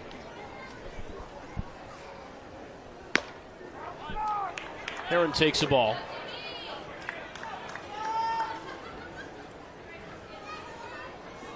Wardwell, in limited playing time, has not attempted a steal this season. Don't know how much Duke is going to be stealing at this point anyway. Base runners more important than maybe even where they are on the base paths necessarily.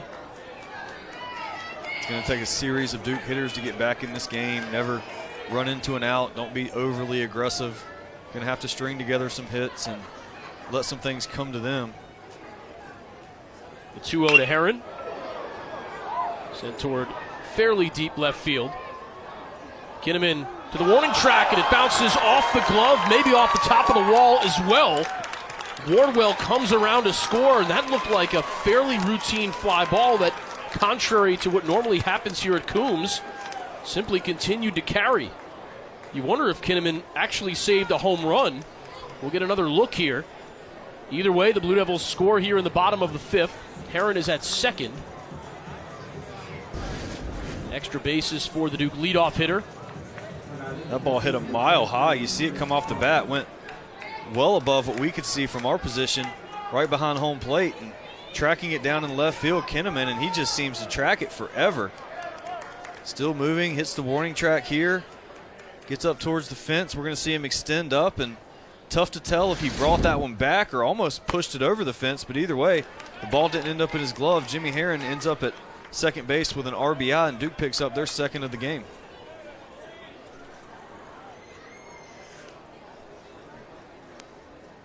So the hit by pitch comes back to burn Johnston a bit after being ahead in the count, 0-2. 2 away for Proctor, who lifts that one foul. Talk about 2-out hits. Wolfpack tonight 5 of 9 with 2 away. They've got to have at least 5 runs with 2 outs, maybe more.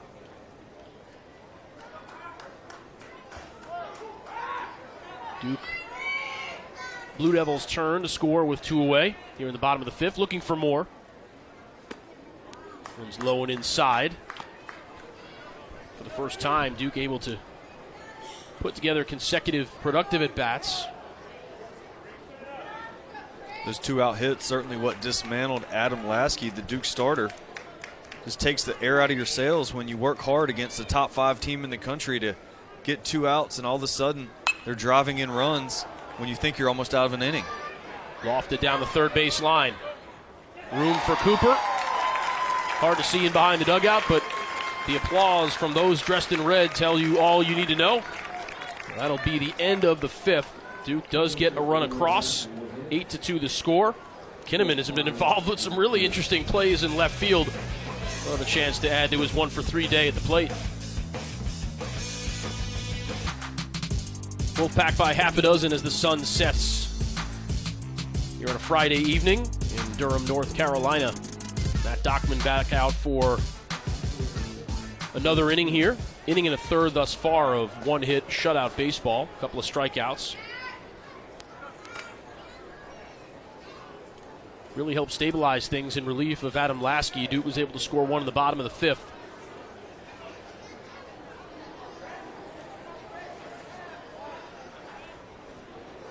It's a night for Kinnaman to remember. Juggling catch, perhaps saving a home run off the bat of Jimmy Herron. A 1-for-3 night at the plate, but has scored 2 runs.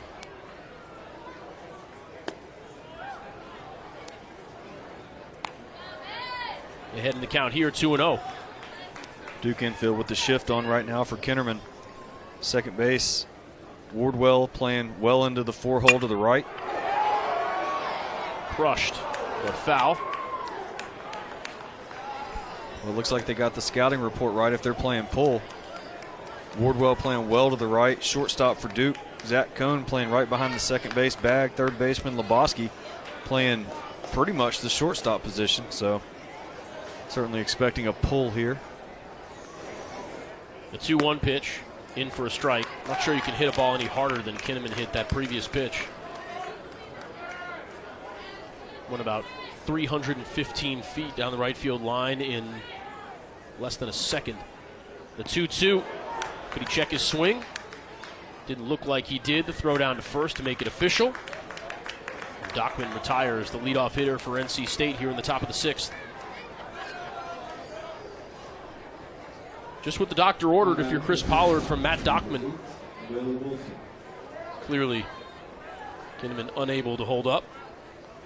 Duke pitching staff with 3 strikeouts on the night, all from the arm of Matt Dockman since he's come in relief of Adam Lasky. So perhaps a positive sign here for the Duke pitching staff as NC State has hung 12 hits on him here about halfway through the game. Breaking pitch in for a strike. Dockman gets ahead of Will Wilson, 0-1. Single in the 3rd, came around to score. Sacrifice fly, RBI in the 4th for Wilson. Count is even at 1-1.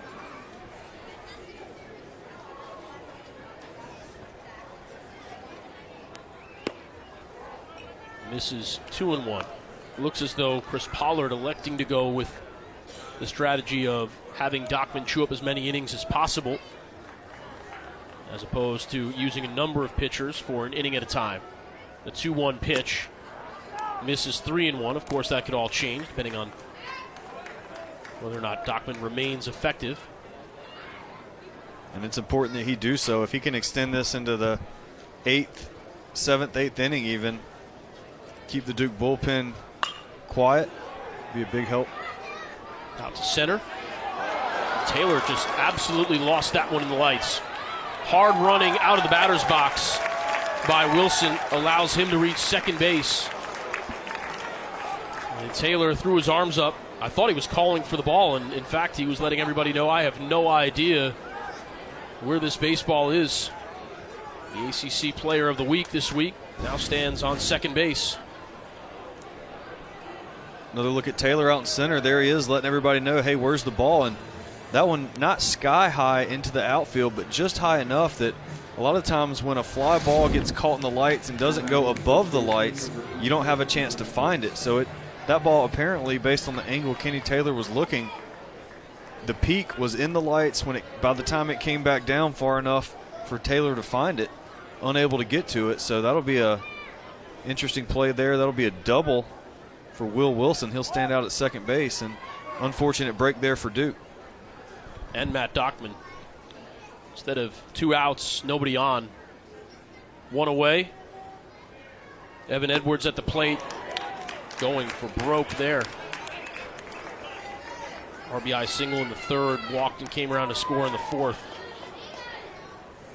Edwards slugging just shy of 600 on the season. hitting .371 with runners in scoring position, and that is where Wilson stands right now.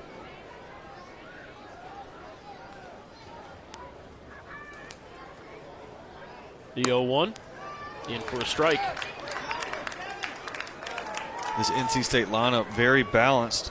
All but one hitter in their lineup tonight has a hit. JT Jarrett still looking for his first. However, he did walk back in the top of the fourth.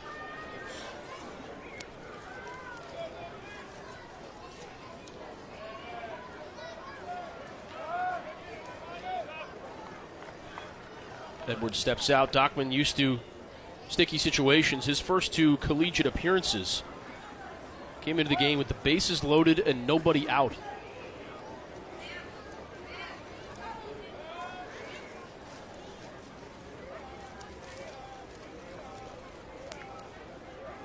The 0-2. Off the corner, 1-2. It's a good pitch by Dockman, 0-2. Extended it out just far enough that it would be a tough pitch to hit by Evan Edwards. However, close enough that it could have been called strike three, just a little bit outside. We'll see how he decides to come back. Maybe breaking ball away or maybe go in, follow up that outside fastball with a hard two-seamer in on the hands of Edwards. The 1-2 pitch towards second. Wardwell has that one simply skid by, and the runner will come around third to score.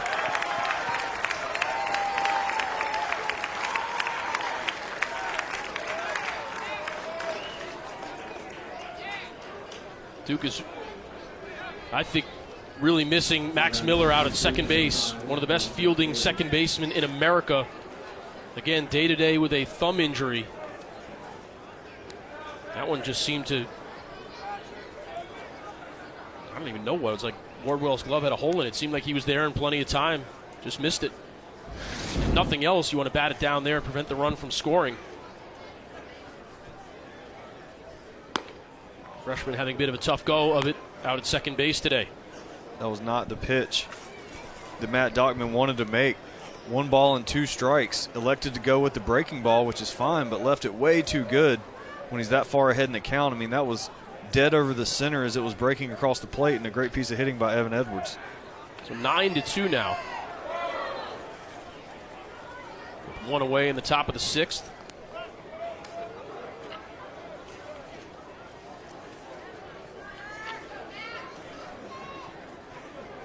Bit of a hard luck run given up by Dockman. Fly ball lost in the lights, and then a ground ball that sees its way through the Duke second baseman. And after all that, you've got to face Patrick Bailey. Bailey having a great night. He's 2 for 2 with a walk, 3 RBIs, a single, that big triple that cleared the bases back in the top of the 4th inning.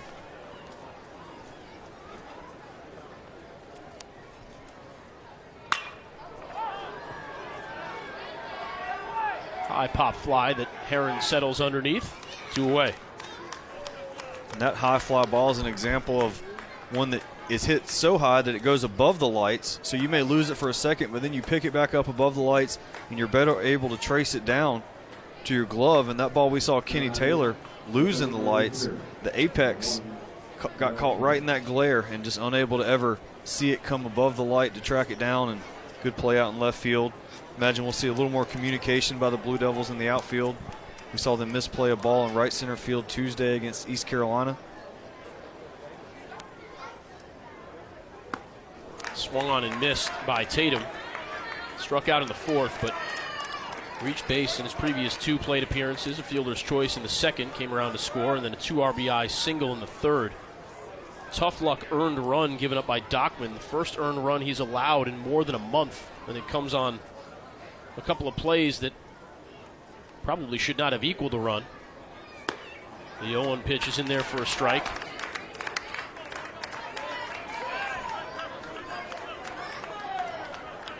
Good breaking ball there, way ahead, 0-2. We saw him way ahead of Evan Edwards, 1-2 there. Left a breaking ball over the center of the plate. I'll look for Dockman to miss the strike zone with this pitch intentionally.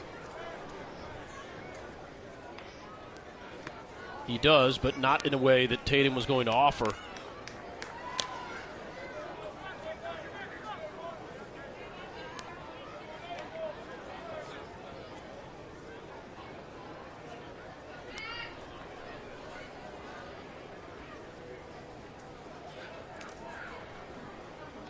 Count still 1-2 in Dockman's favor. Edwards on first.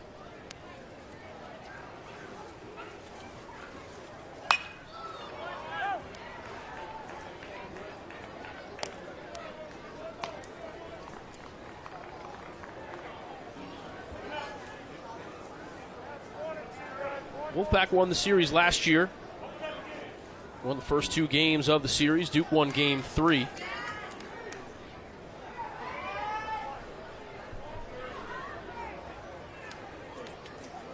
Last trip to Durham, Blue Devils successful in that series, winning games 1 and 3 in 2014. Duke coming off an ACC series win over Florida State in Tallahassee, a 2-game series. Game 3 was canceled. Duke getting a win Friday and Saturday.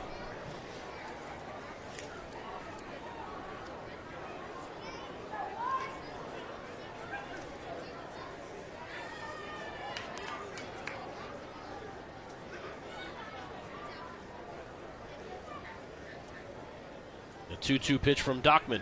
Swung on and missed.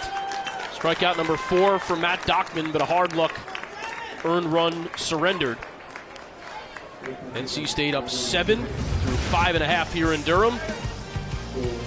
The Duke lefty getting the final out, but the Wolfpack trying to have the final say.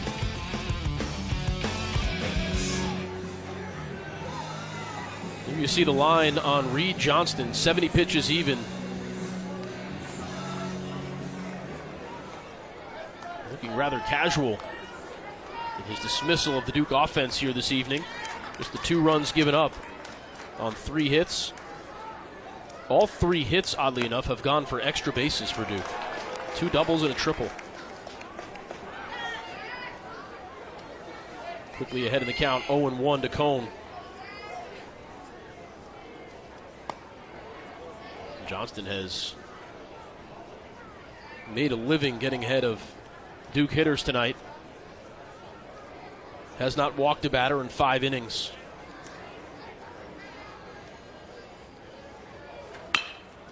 Cone sends that one to short. Easy hop for Wilson across the diamond in time.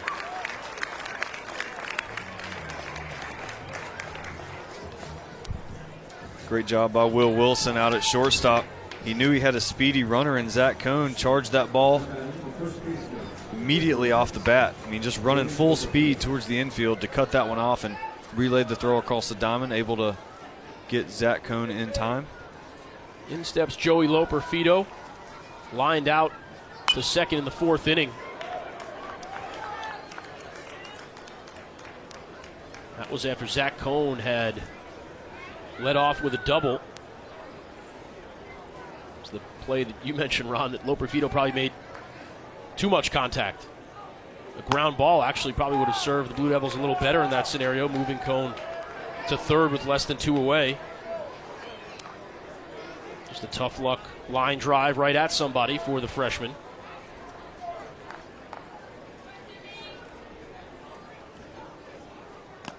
Way inside, may have clipped him, and it did. Thought I heard that one skim the jersey, if not the body, of Loper-Fido.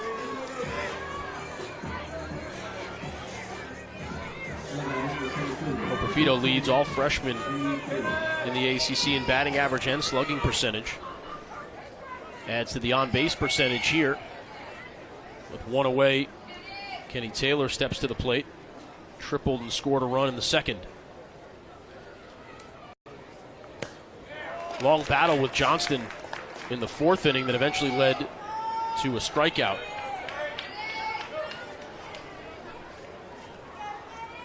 Johnston ahead 0-1 again to the Duke center fielder. And for the first time, bullpen action for NC State. Taylor holds up. Count evens at 1-1.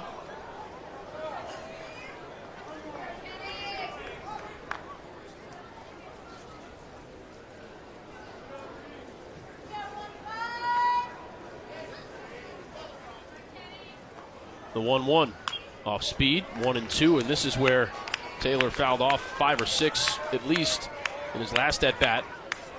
Once again, though, Johnston dealing from a position of power ahead in the count.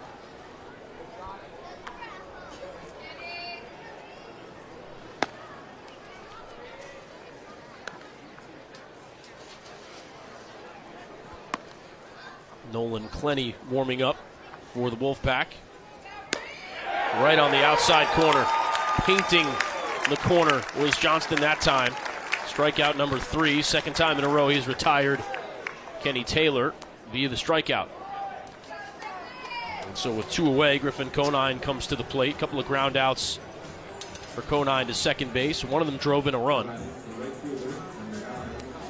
Can't say enough about the job of the freshman, Reed Johnston, for the Wolfpack. Really settled in on the mound. Looks as sharp in this inning as he has all night. Throwing his breaking ball in there for a strike. Struck out Kenny Taylor there for the second time tonight. Really extending late into this game. And most impressive is he's pitching to contact. He's not afraid to attack these Duke hitters. He's been very efficient. Wouldn't be surprised if he had 2.5 more innings in his arm.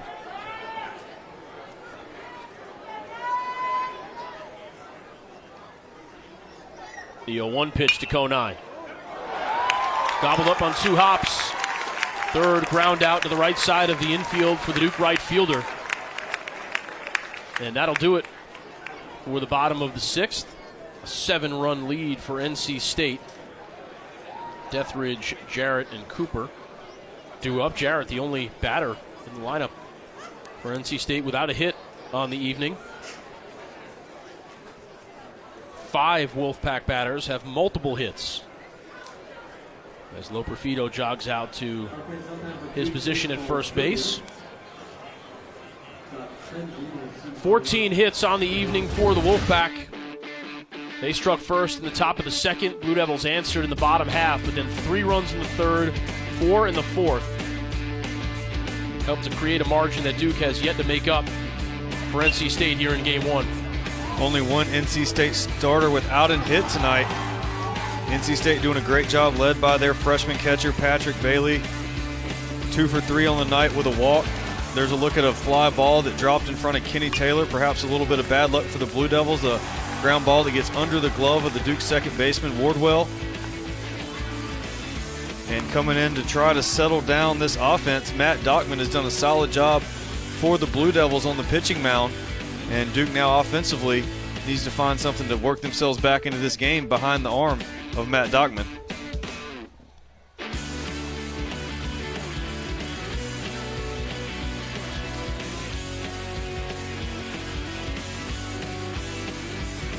Hunter Davis on to pitch for the Blue Devils. As you take a look at the box score to this point, Wolfpack have scored 4 of the 6 innings. Numbers on Davis, 2-0, 4.63 ERA, 9th appearance on the year, 11 2/3 innings, 13 hits. He's given up 6 earned runs, 8 walks, 8 strikeouts, but opponents hitting over 300 against the Duke righty. Thought a job well done for Matt Dockman. 2 1/3 innings pitched, 3 hits, 1 earned run, but hard to say it was earned, to be quite honest. Ball lost in the lights, ground ball saw its way through the infield. 4 strikeouts. 41 total pitches, 24 of them strikes. Did his job. Put up a couple of zeros, really steadied the ship a bit, trying to allow that Duke offense to find something against Johnston, but Reed Johnston just did not oblige. He's been terrific all evening. He's been outstanding. I imagine we'll see him again in the bottom of the 7th, throwing harder than I think he started the game. Great slider, great changeup, throwing many pitches for a strike as we get our first look here at Hunter Davis on in relief for the Blue Devils.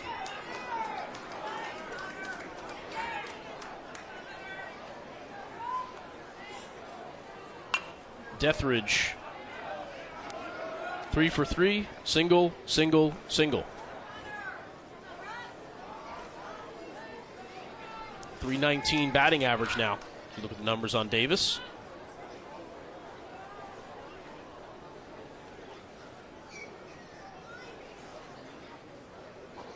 The 1-1 pitch, off speed in for a strike. Good slider there from Hunter Davis, something you'll see almost a cutter type of pitch. Doesn't have the depth of a traditional slider, but looks just like a fastball, 6-7 miles per hour off of the fastball in velocity. as he chips away at the outer corner there, unable to get a call. These appearances are always opportunities for guys like Hunter Davis. Fairly low leverage in this situation, 9-2 game in the top of the 7th. You come out here and you throw strikes, execute pitches, maybe it earns you a higher level situation and a higher leverage situation the next time out as he retires Brock Dethridge for the first time this evening. Just like Matt Dockman, Hunter Davis comes on and strikes out the first Wolfpack hitter that he sees. There's another look. Fastball on the inside part of the plate. Well executed there, well located. Dethridge did not love the call, but the two-seam, I think, at the very end is what got him that call, along with Proctor behind the plate doing a good job framing that pitch. Jarrett looks at ball 1. JT Jarrett does not have a hit tonight, but did walk in the 4th inning.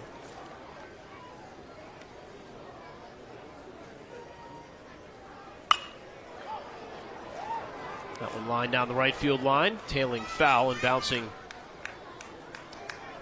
next to the NC State bullpen mound that is currently unoccupied. Saw Clenny warming up for a moment, but appears as though it might be Johnston's game.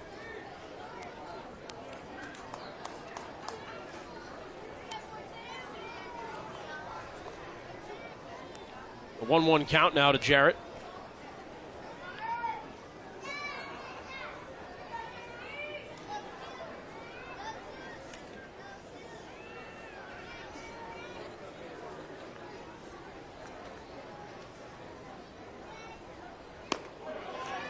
That one's in for a strike. Just been impressive for the Wolfpack hitting-wise. 9 for 21 with runners on base, 7 for 11 with runners in scoring position, 5 of 10 with 2 outs. High bounce off the turf. Lebowski on the run. Nice play for the Duke third baseman, and there's 2 away. You compare that with Duke, 1 for 11 with runners on base, 0 for 5 with runners in scoring position, and 1 for 7 with 2 outs. Great communication by the Duke infield. Hit right at Cone, but Lebowski knew he had the better angle. Communicated that with Cone, came across the diamond, and that better angle allowed him to make a strong throw to first base. We'll look at the Duke third baseman, Jack Lebowski, very sure glove down there for the Blue Devils. So with 2 away, Dylan Cooper steps in. The 9-hitter for the Wolfpack, 1 for 3 on the evening. Behind in the count 0-1. Lebowski, Smickless, Wardwell due up for Duke in the bottom half of the 7th.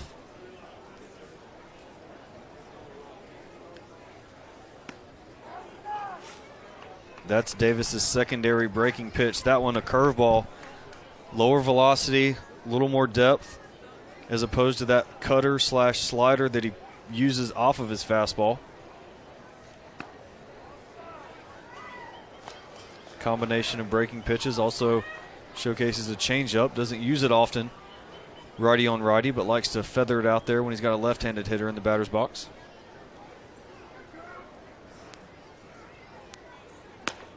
The 2-1 pitch misses.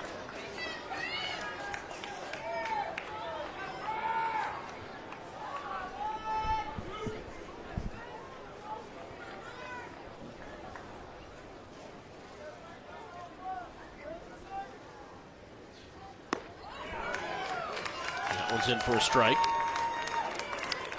As the count is full.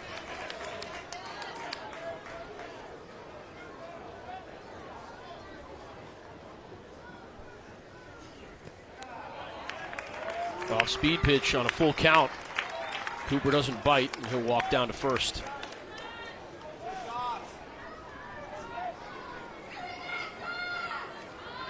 Two-time ACC Academic Honor Roll honoree, Hunter Davis, a junior from Atlanta, Georgia.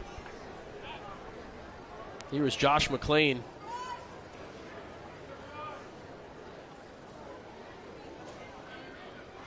Singles in his first 2 at-bats. Reached on a fielder's choice in the 4th before flying out in the 5th. Amazing the difference. NC State leadoff hitter, 5th plate appearance in just the 7th inning.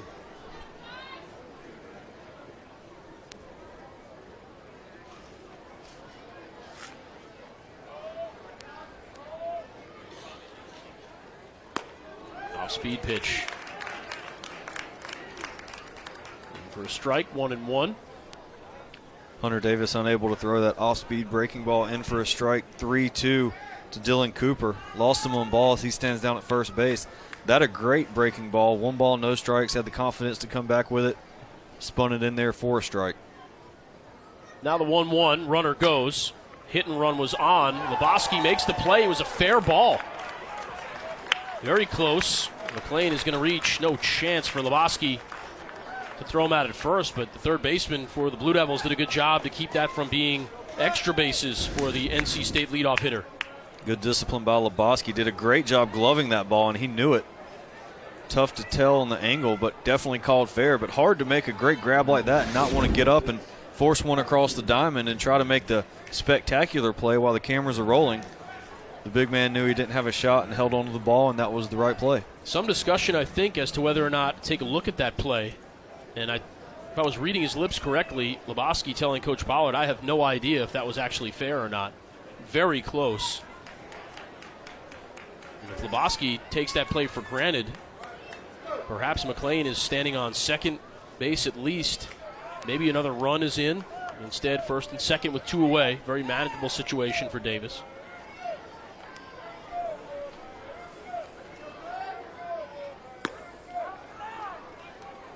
Missing outside. Brett Kinnaman, who has my vote for most interesting game thus far. 1 for 4 with a single in the fourth. Has scored 2 runs. A couple of interesting plays out in left field. He'll take ball 2.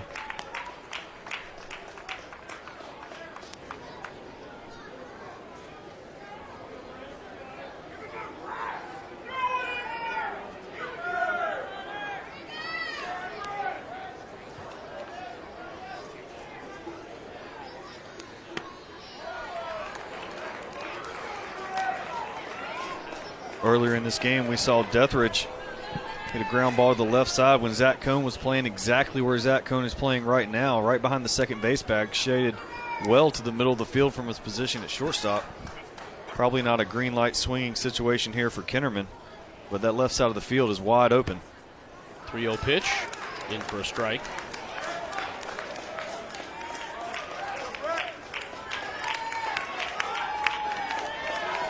Interesting to see the shift that dramatic.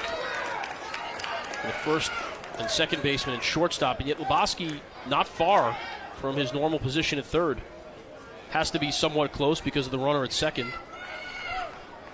And Cohn clearly not playing that far up the middle to hold the runner on. He just thinks that that's the shift he needs to play Kinnerman. Wardwell, another opportunity at second. Able to handle that one cleanly and throws it over to first in time. So Kinnaman is retired, as are the Wolfpack. None across in the top of the 7th. Blue Devils trying to do work in the bottom half as they try to make up a 7-run deficit here in Game 1. Plenty more to come here on ACC Network Extra. Lebowski, Smiklis, and Wardwell due up for Duke against who else? Reed Johnston, 6 innings pitched, 2 earned runs, 3 hits. No walks, 3 strikeouts, 82 pitches is all it has taken for him to retire. 18 batters out of the 24 that he has faced. ERA down to 2.68. Couldn't ask for anything more from Johnston if you're Coach Elliot Avent here this evening. Only surrendered 3 hits, only surrendered 6 base runners in the game, averaging just a base runner per inning. See the strikeouts for Johnston here this evening. A couple of them. Kenny Taylor, the victim.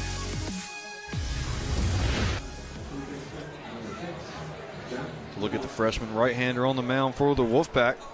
He's got a 3-hitter going here in the bottom of the 7th. Duke is going to have 7, 8, 9. Lebowski, Smiklis, Wardwell.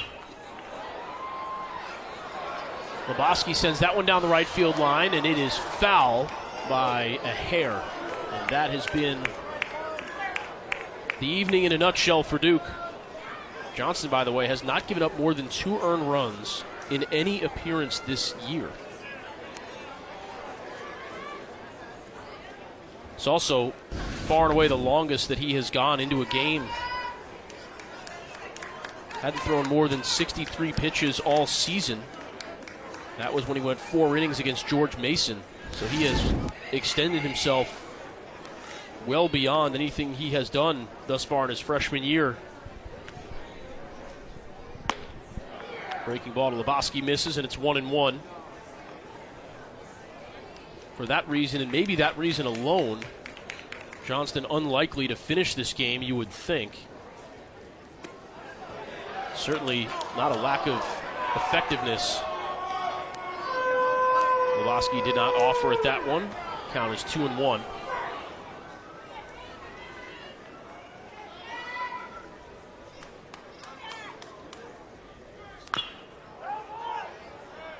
Foul away.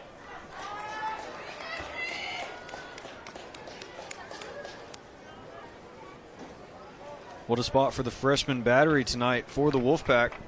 Johnston on the mound, 3-hitter going into the bottom of the 7th. Patrick Bailey behind the plate, also a freshman. 2 for 3 on the night with a triple, 3 runs driven in. Lebowski, line right at the shortstop. Boy, oh boy. I know it was Elliott Avon that got bit by a snake last year, but Duke has to feel a little snake bitten here tonight. That's a couple of lineouts right at fielders. Ball drops just in foul territory. Defender in center field loses one of the lights. Lebowski as close as you can get to having a hit in that at bat. Only inches away down the right field line for perhaps a double. Turns around and pulls one. Line drive right at the shortstop. Unlucky evening at the plate for the Blue Devil third baseman. Smiklis steps in. Bailey holds that one for Danny Everett to see for quite a while. Called ball 1.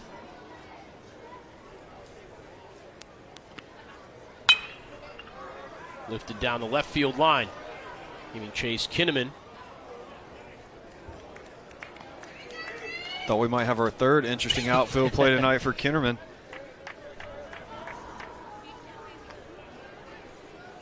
We haven't seen a look to see if he saved a home run, but we'll give him the benefit of the doubt and say that he did. And that's probably about 4 bases that he's taken away. Acrobatic catch to save at least a double early on in this game, and then Heron's would-be potentially home run turned into a double.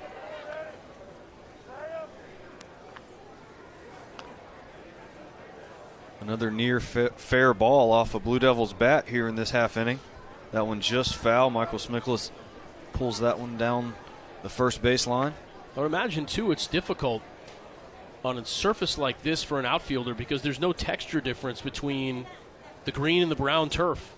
There's no dirt, so you really don't know how close you are to the wall, particularly for somebody like Kinnaman, who obviously doesn't play here very often. You know, normally you could feel the difference under your feet, and you know, okay, I've got to be getting close. And here it's sort of kind of in no man's land a little bit. Yeah, that's a good point. The warning track is actually meant for that exact purpose. The different color is doing it no good because you can't feel it. Smiklis with an extra base hit down the right field line. Continues to be one of the more odd elements of Johnston's outing here tonight. He's only given up 4 hits, and all of them have been for extra bases. 3 doubles and a triple. Smiklis with a nice piece of hitting there, getting to Johnston. Blue Devil runner now at second base. We'll take another look at the swing from Smiklis. Here's the side view. Good looking pitch, fastball in the inner part, did a great job. Soft hands, very quick to the ball, dropped him just right down on that pitch, right under his hands on the inside part of the plate. And stand up double there for Michael Smiklis. So with one away, in steps Tyler Wardwell, who was hit by a pitch and came around to score in his last plate appearance in the 5th. Johnston just still so comfortable on the mound. That a first pitch, off-speed pitch swung through by Wardwell, obviously sitting fastball.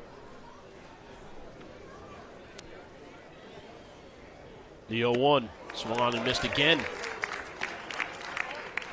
With Heron on deck, you wonder if this is Johnston's last hitter. Up near 100 pitches. Heron 1 for 3. Nobody's really handled Johnston today. As the righty steps off the rubber for a second.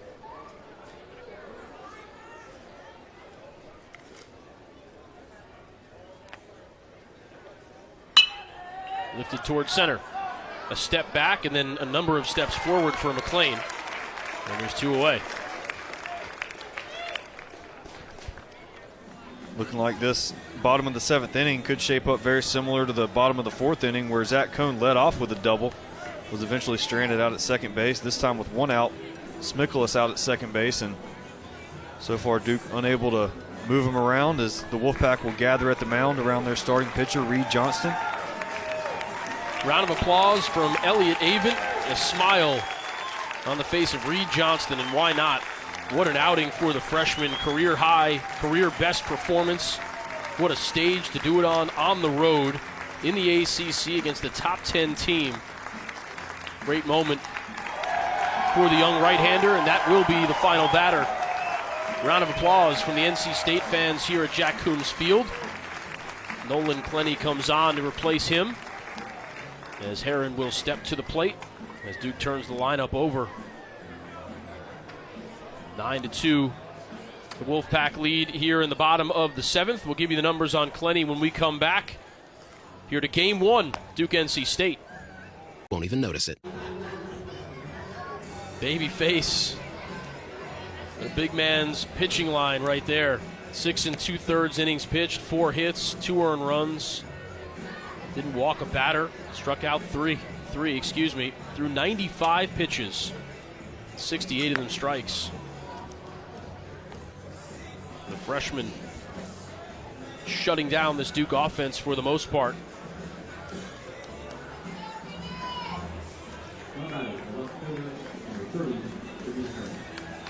Johnston from Enfield, North Carolina, a local product delivering for the Wolfpack. There are the numbers on Clenny. Most appearances out of the bullpen. Tied for the most now overall. He's 19th of the season. Misses with that first pitch to Jimmy Herron. Runner on second is Michael Smickless. As Duke looking to just hang around, maybe put a run up. Add a little game pressure. Herron takes another ball. Obviously, if you're Clenny, you want to come on here and throw strikes, make Duke earn it. Down 7 runs.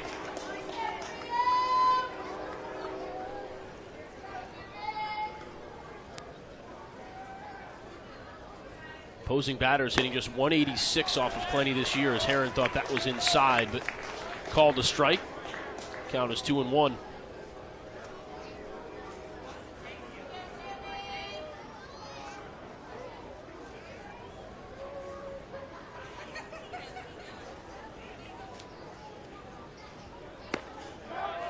That one misses. 3-1.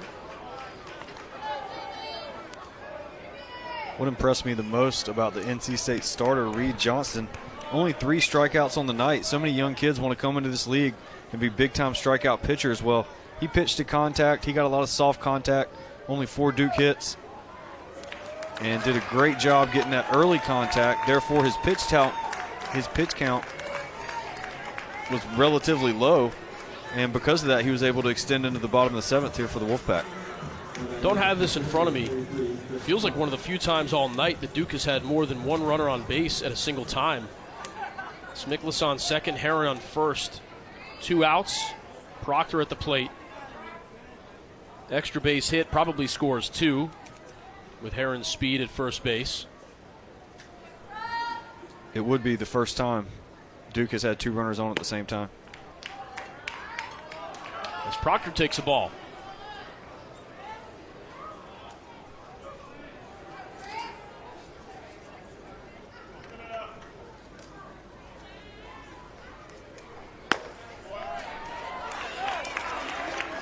Count evens at 1 apiece.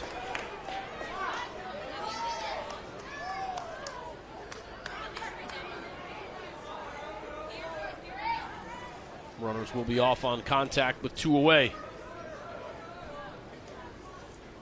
Proctor does have a couple of home runs this year, not noted for his power. Ground ball to first base. Underhand scoop. Clenny covers the bag. Wolfpack able to strand 2 runners in the bottom of the 7th. They'll try to add to their 7-run lead Potentially the final 2 innings here in game 1. Wolfpack well ahead.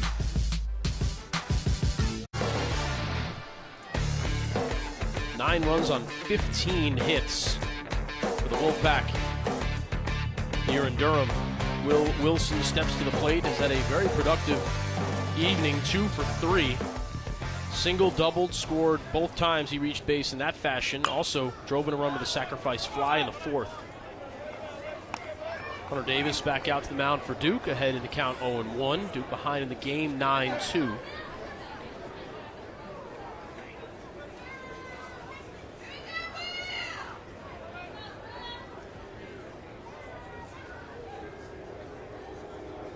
The 0-1 breaking pitch misses, and it's 1-1.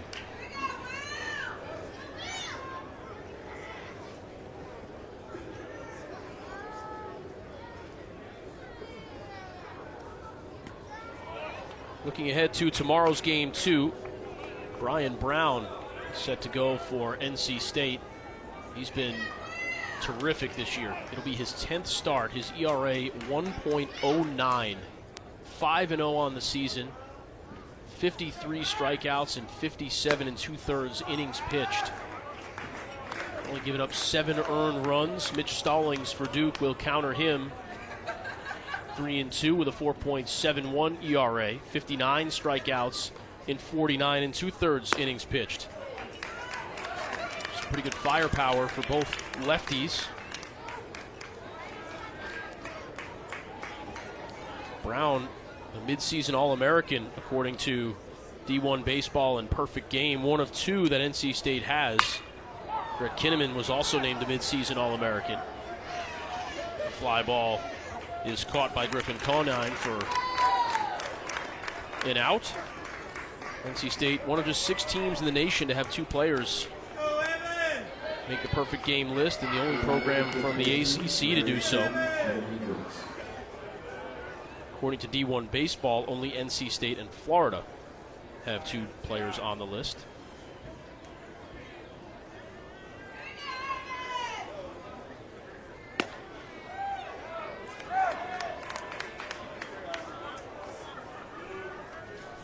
I will be interested to see Stallings match up against this NC State offense.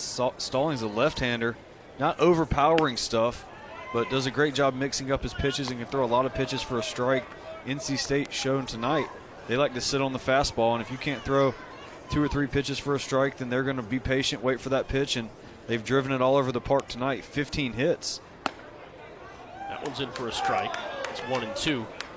Among all of the other things that NC State does well offensively, it's also an extremely balanced lineup in terms of righties and lefties. 4 righties, 4 lefties, and a switch hitter. Hard to get more balanced than that.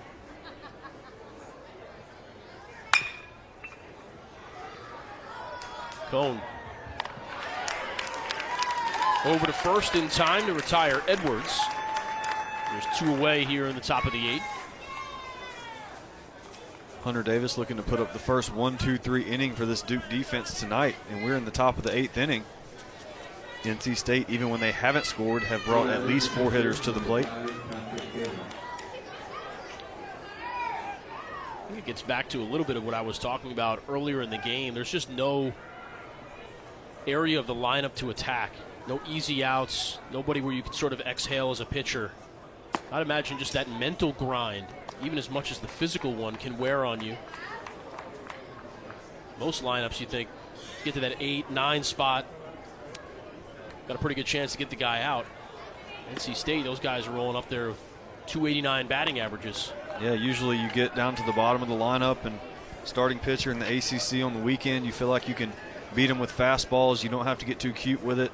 Attack the hitters and go at them, and we've seen 8 out of the 9 starters for NC State offensively put up a hit tonight. Patrick Bailey right now having a great night. This is the first at-bat we've seen him from the left-handed batter's box. You mentioned literally perfectly even balance, right-handers, left-handers, and then that one switch hitter right in the middle. Even more balanced in that Bailey is the 5th hitter. So there's 4 in front and 4 behind him. Fouls that one away. Bottom 3 batters in NC State's order. Deathridge hitting .316. Jared hitting 295, Cooper hitting 291. A lot of teams would love to have that. 5, 6, 7. We got 7, 8, 9. Davis freezes Bailey. Retires the side in the top of the 8th. Duke, Cone, Loperfido, and Taylor. Blue Devils down to their final 6 outs. They've got to make up a 7-run deficit here in game 1. Wolfpack in charge here in Durham.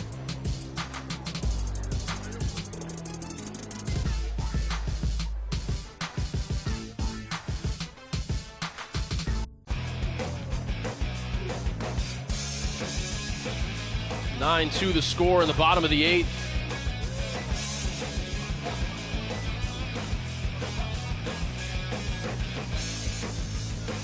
Both dugouts looking on as the old spin the bat, get yourself dizzy and try to run around the cone game almost backfired as one of the participants nearly fell in the line of fire during Clenny's warm-up pitches. Luckily, everybody's okay, and we can have a chuckle about it. In the meantime, by the way, baseball's still being played. And Ron, I know you're curious as to Duke's offensive approach here. Down 7 runs, Cone with the leadoff single. Obviously, base runners so important here as you try to mount a rally. That's right. If you're Duke right now, that's a great start. Zach Cone with the second hit of the day, another line drive to the left side. But you've got to remind yourself, how many times in this season have we scored 5 runs in an inning? You know, how many times has that happened? Probably quite a few times, this many times in the season. I don't have that number in front of me, but when you remind yourself of that and you say, hey, look, if we put up a 5 spot here in the bottom of the 8th, the next thing you know, it's a 2-run game. We've done it many times this year. Let's hope for one of those good offensive innings. As grounding to the right side is Loperfido, and he's out at first. That'll advance Cone to second base. But you don't look at the score as 9-2, and you've got to have a 7-run inning now. Hey, let's just have a good, productive offensive inning. We've scored multiple runs many times this year in a half inning. Let's start with that, and then if we can extend to the 9th, maybe have a 2 or 3-run game, we've always got a chance. Taylor was struck out in his last 2 at-bats, takes a strike there. Duke 0 for 7 with runners in scoring position tonight.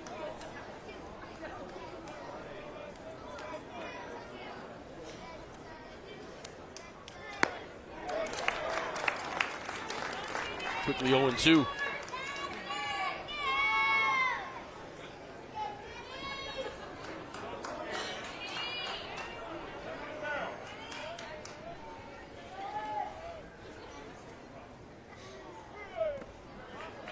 Bounces toward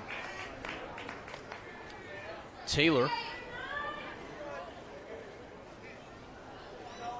Blocked by Bailey and behind the plate. 1-2 the count.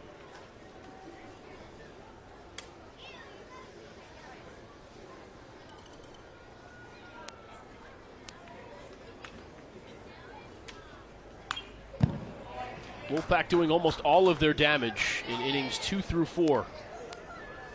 8 of their 9 runs scored in back-to-back innings. Duke 1 in the 2nd, 1 in the 5th.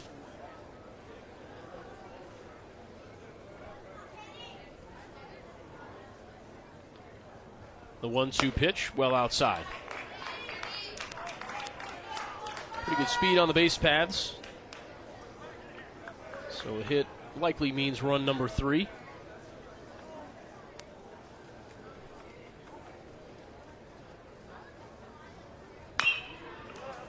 Toward third, but foul. Conine on deck.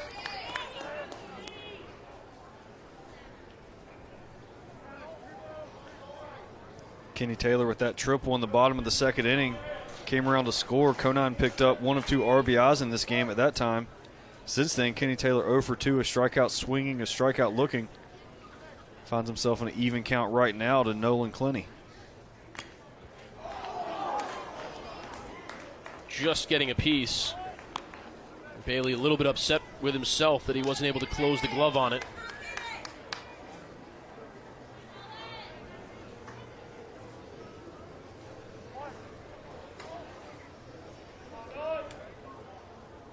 Count is even 2-2.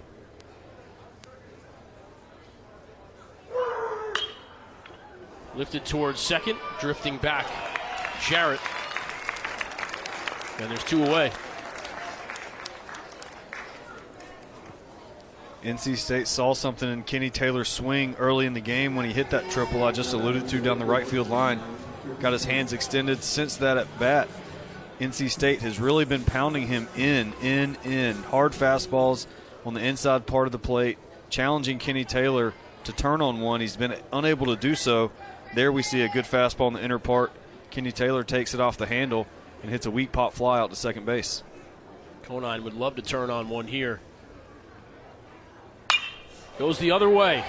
Maybe that gets Conine going. Cone is stopped at third. Griffin Conine, perhaps a positive sign. A line drive the other way after pulling 3 balls down the right field line. All ground outs. That one a line drive the other way. That's usually a pretty good sign for a hitter. That's right. When you're able to take the ball the other way, it really means you're dialed in. Hitting the ball to all fields is a sign that you're seeing the ball to the pitcher's hand. You're taking what he's giving to you. Inside pitches should be pulled. Outside pitches should be hit the other way. Middle of the field should be hit gap to gap. Great piece of hitting there by Griffin Conine. First pitch to Lebowski is in for a strike. Cone at third, Conine at first. Lebowski 0 for 3 on the day.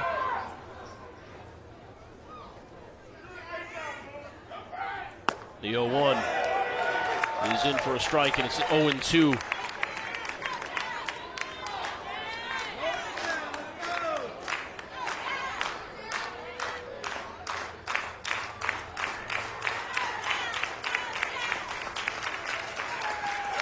Swung on and missed. Tag applied. Inning over. Wolfpack 3 outs away from taking game 1. Tatum, Dethridge, and Jarrett will try to add to the lead in what could very well be NC State's final at bat. Off speed pitch from Clenny gets the Duke third baseman. Wolfpack by 7. Hunter Davis back out for Duke. Righty. 2 shutout innings so far. A walk and 2 strikeouts. Going back to Griffin Conine just for a second. In a game that seems as though it's a bit out of hand for Duke. You and I were talking during the break. That's a swing that Conine can take with him regardless of whatever the final score is today. And maybe use going forward. Gain some momentum for himself. Conine came into this season as one of the top prospects in all of college baseball, and that's a heavy weight. I don't care how good of a player you are, and sometimes it takes a 9-2 game where you can relax and you feel like the deficit may be too much to overcome, but you've got a late inning at bat and you use your hands, hit the ball the other way, get a good piece of the barrel on it. Not a pressure situation. It's not 3-2 in the bottom of the 8th, and he did a great job relaxing, taking himself out of the situation. Hit a nice strong one to left field, and we'll see if that momentum can carry on for him for the rest of this series. RBIs number 7 and 8 this evening for Terrell Tatum.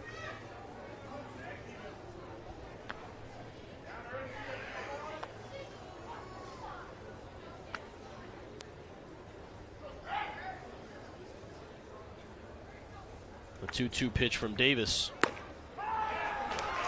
Called strike 3. Third straight time that Tatum has struck out. But still a productive night for him with a run scored and a couple of runs batted in. Speaking of productive, 3 for 4 evening for Dethridge. David Harrison and Matu Goatee warming up for NC State in the bullpen. Perhaps one of them will be called on for the bottom of the 9th.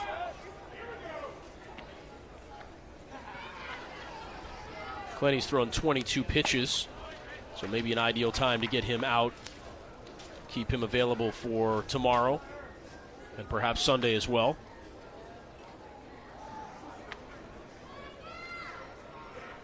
The 1-0 from Davis, grounded to first. Tough hop for Loperfido. Underhand throw to Davis, who covers first base in time. Running hard down the line was Dethridge. But there's 2 away. Smickless, Wardwell, and Heron. due up for Duke in the bottom half of the ninth. Tell you what, that's the type of competitiveness that equals a top 5 team. It's a 9-2 game in the top of the ninth. Still frustration about an at-bat. This Wolfpack team gives nothing away. How many times during this game with 2 outs did NC State come up with multiple runs?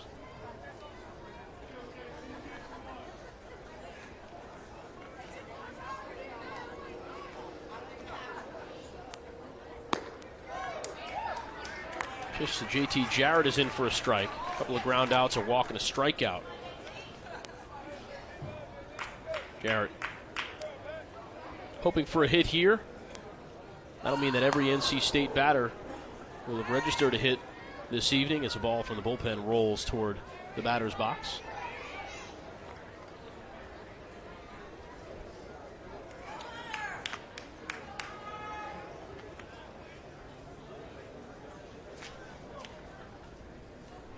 The 1-1 pitch.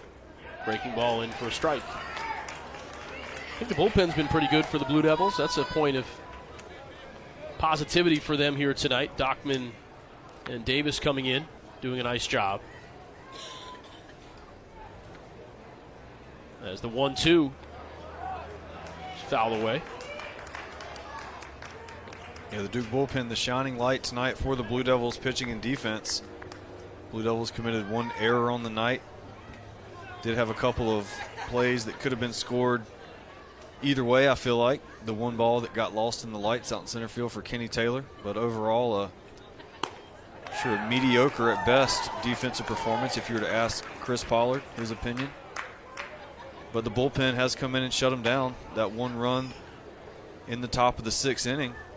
And Hunter Davis right now dealing 2 balls, 2 strikes, 2 outs to JT Jarrett. Fouled away. The entire Duke infield took about 3 steps toward the dugout on that previous pitch. That was called a ball.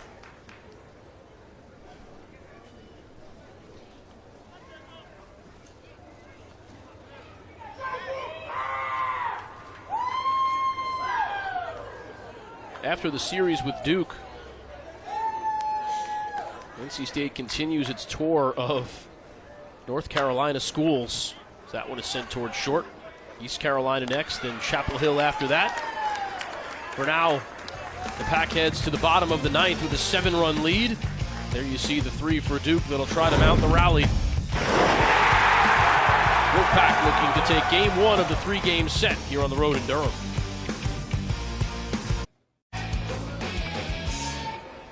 Blue Devils down to their final 3 outs here in the bottom of the ninth. Smickless, Wardwell, and Heron. The 3 due up for Duke. Clenny back out for some more work. Deals a strike to the Duke designated hitter. Smickless doubled down the right field line in his most recent at-bat, but got no farther than second base. The 0-1, swung on and missed.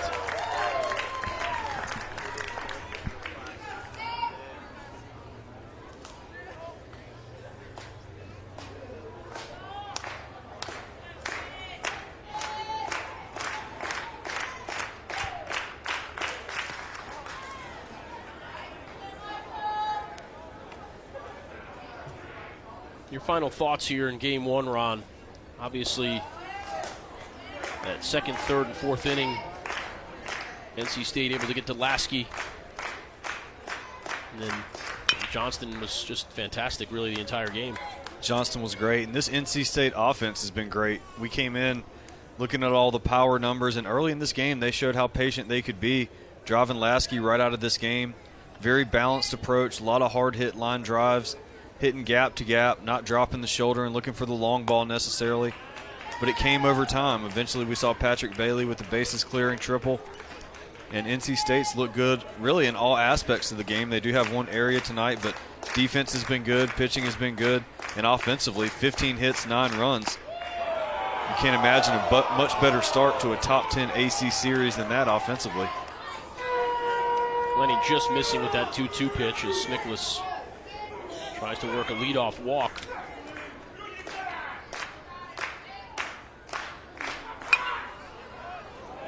fouled away.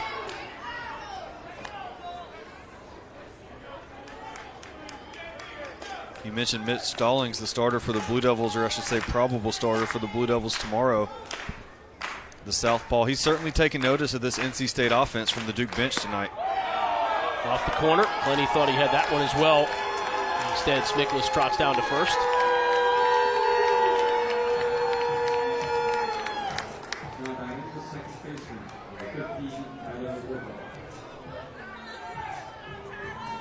Wardwell flew out in the third and seventh.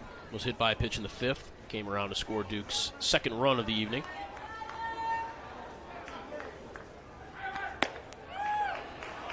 Plenty misses with that one.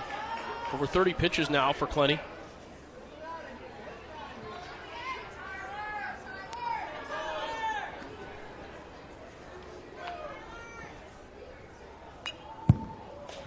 Wardwell fouls that one away. I like Chris Pollard's approach here, the head coach for Duke. Sometimes late in a game like this, it's a little out of hand, 9-2. Sometimes you'll see pinch hitters get run out there almost just to prove a point. You know, the starters didn't get the job done, only 6 hits on the night, 2 runs. Pollard sticking with his guys. Likely to see a very similar lineup out there tomorrow night, just trying to get some guys some at-bats and get a little bit of confidence heading into the matchup tomorrow. Especially a guy like Wardwell that has had limited time to this point anyway.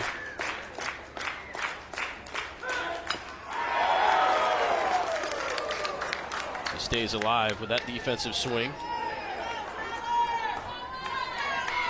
Good off-speed pitch there from Nolan Clooney. We've seen it. A couple different variations of that same pitch. The hard slider just barely fought that one off, did Wardwell. The 1-2. Way inside, 2-2.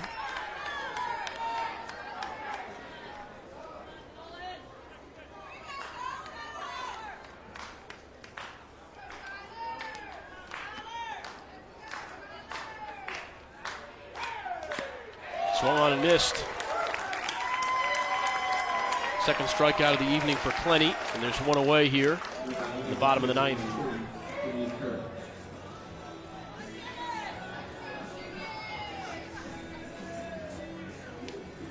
Started to touch on the schedule for NC State.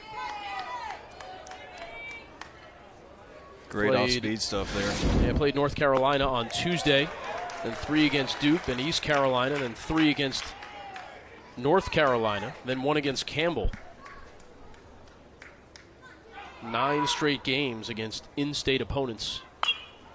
Heron lifts that one foul down the right field line. A lot of talent this year in the state of North Carolina. You've mentioned University of North Carolina right down the road, ranked in the top 20 in the country. These two teams, both top 10.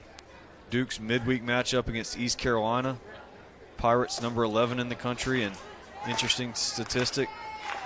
This season, which it looks like all 4 teams will make the postseason, this will be the first time in history that Duke, North Carolina, NC State, and East Carolina played in the same NCAA regional. 0-2 pitch is fought off by Heron. NC State probably with a good chance to host if they can continue playing the sharp baseball we've seen here tonight. Yes. I think they might be a weekend away from clinching that, to be honest. It would take a pretty precipitous fall from where they are in the RPI and the overall rankings not to host.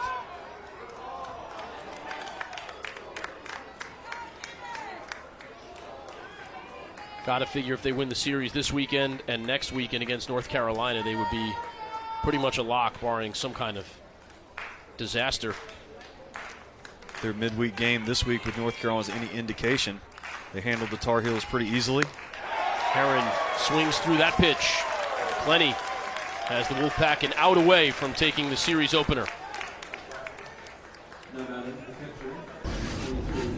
Another look at Clooney dealing on the mound. Second strikeout this inning. Change up away. See that ball tail start well outside of the plate. Tail back. Heron, just with that finish, you can tell was way out in front. Looked like a fastball. Good arm speed. His grip took the speed off of the pitch. Able to strike Heron out for the second out here. And NC State 1 out away from clinching game 1. Chris Proctor, the final hope for Duke.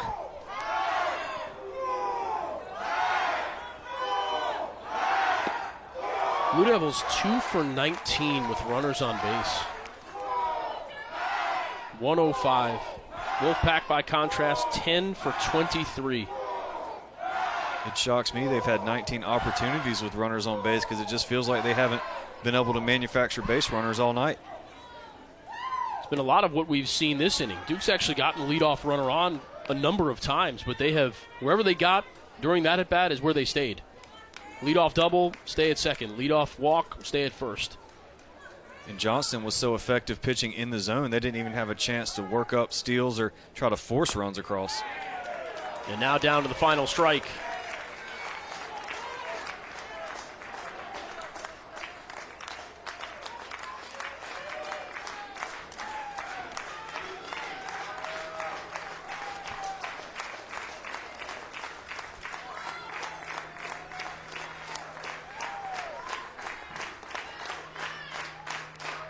The 1-2. Swung on and missed. It'll take a throw down to first. And that's exactly what Bailey applies. And the Wolfpack emerge victorious in game one, 9-2. An impressive overall effort, not only in the batter's box, but on the mound as well for NC State. Yeah, Duke unable to overcome the 3-run top of the third and 4-run top of the fourth. NC State offensively looked great tonight. All Wolfpack starters except 1, 8 out of the 9 had a hit in the game, highlighted by Patrick Bailey's 3-run triple back in the fourth. And NC State looked great. A highlight for Duke. Dockman and Davis, solid relief of Adam Lasky, holding the Wolfpack to 1 run in the last 5 innings, but not enough for the Blue Devils tonight as NC State takes game 1. Reed Johnston, 6 2/3 innings pitched, 4 hits, 2 earned runs, didn't walk a batter, struck out 3.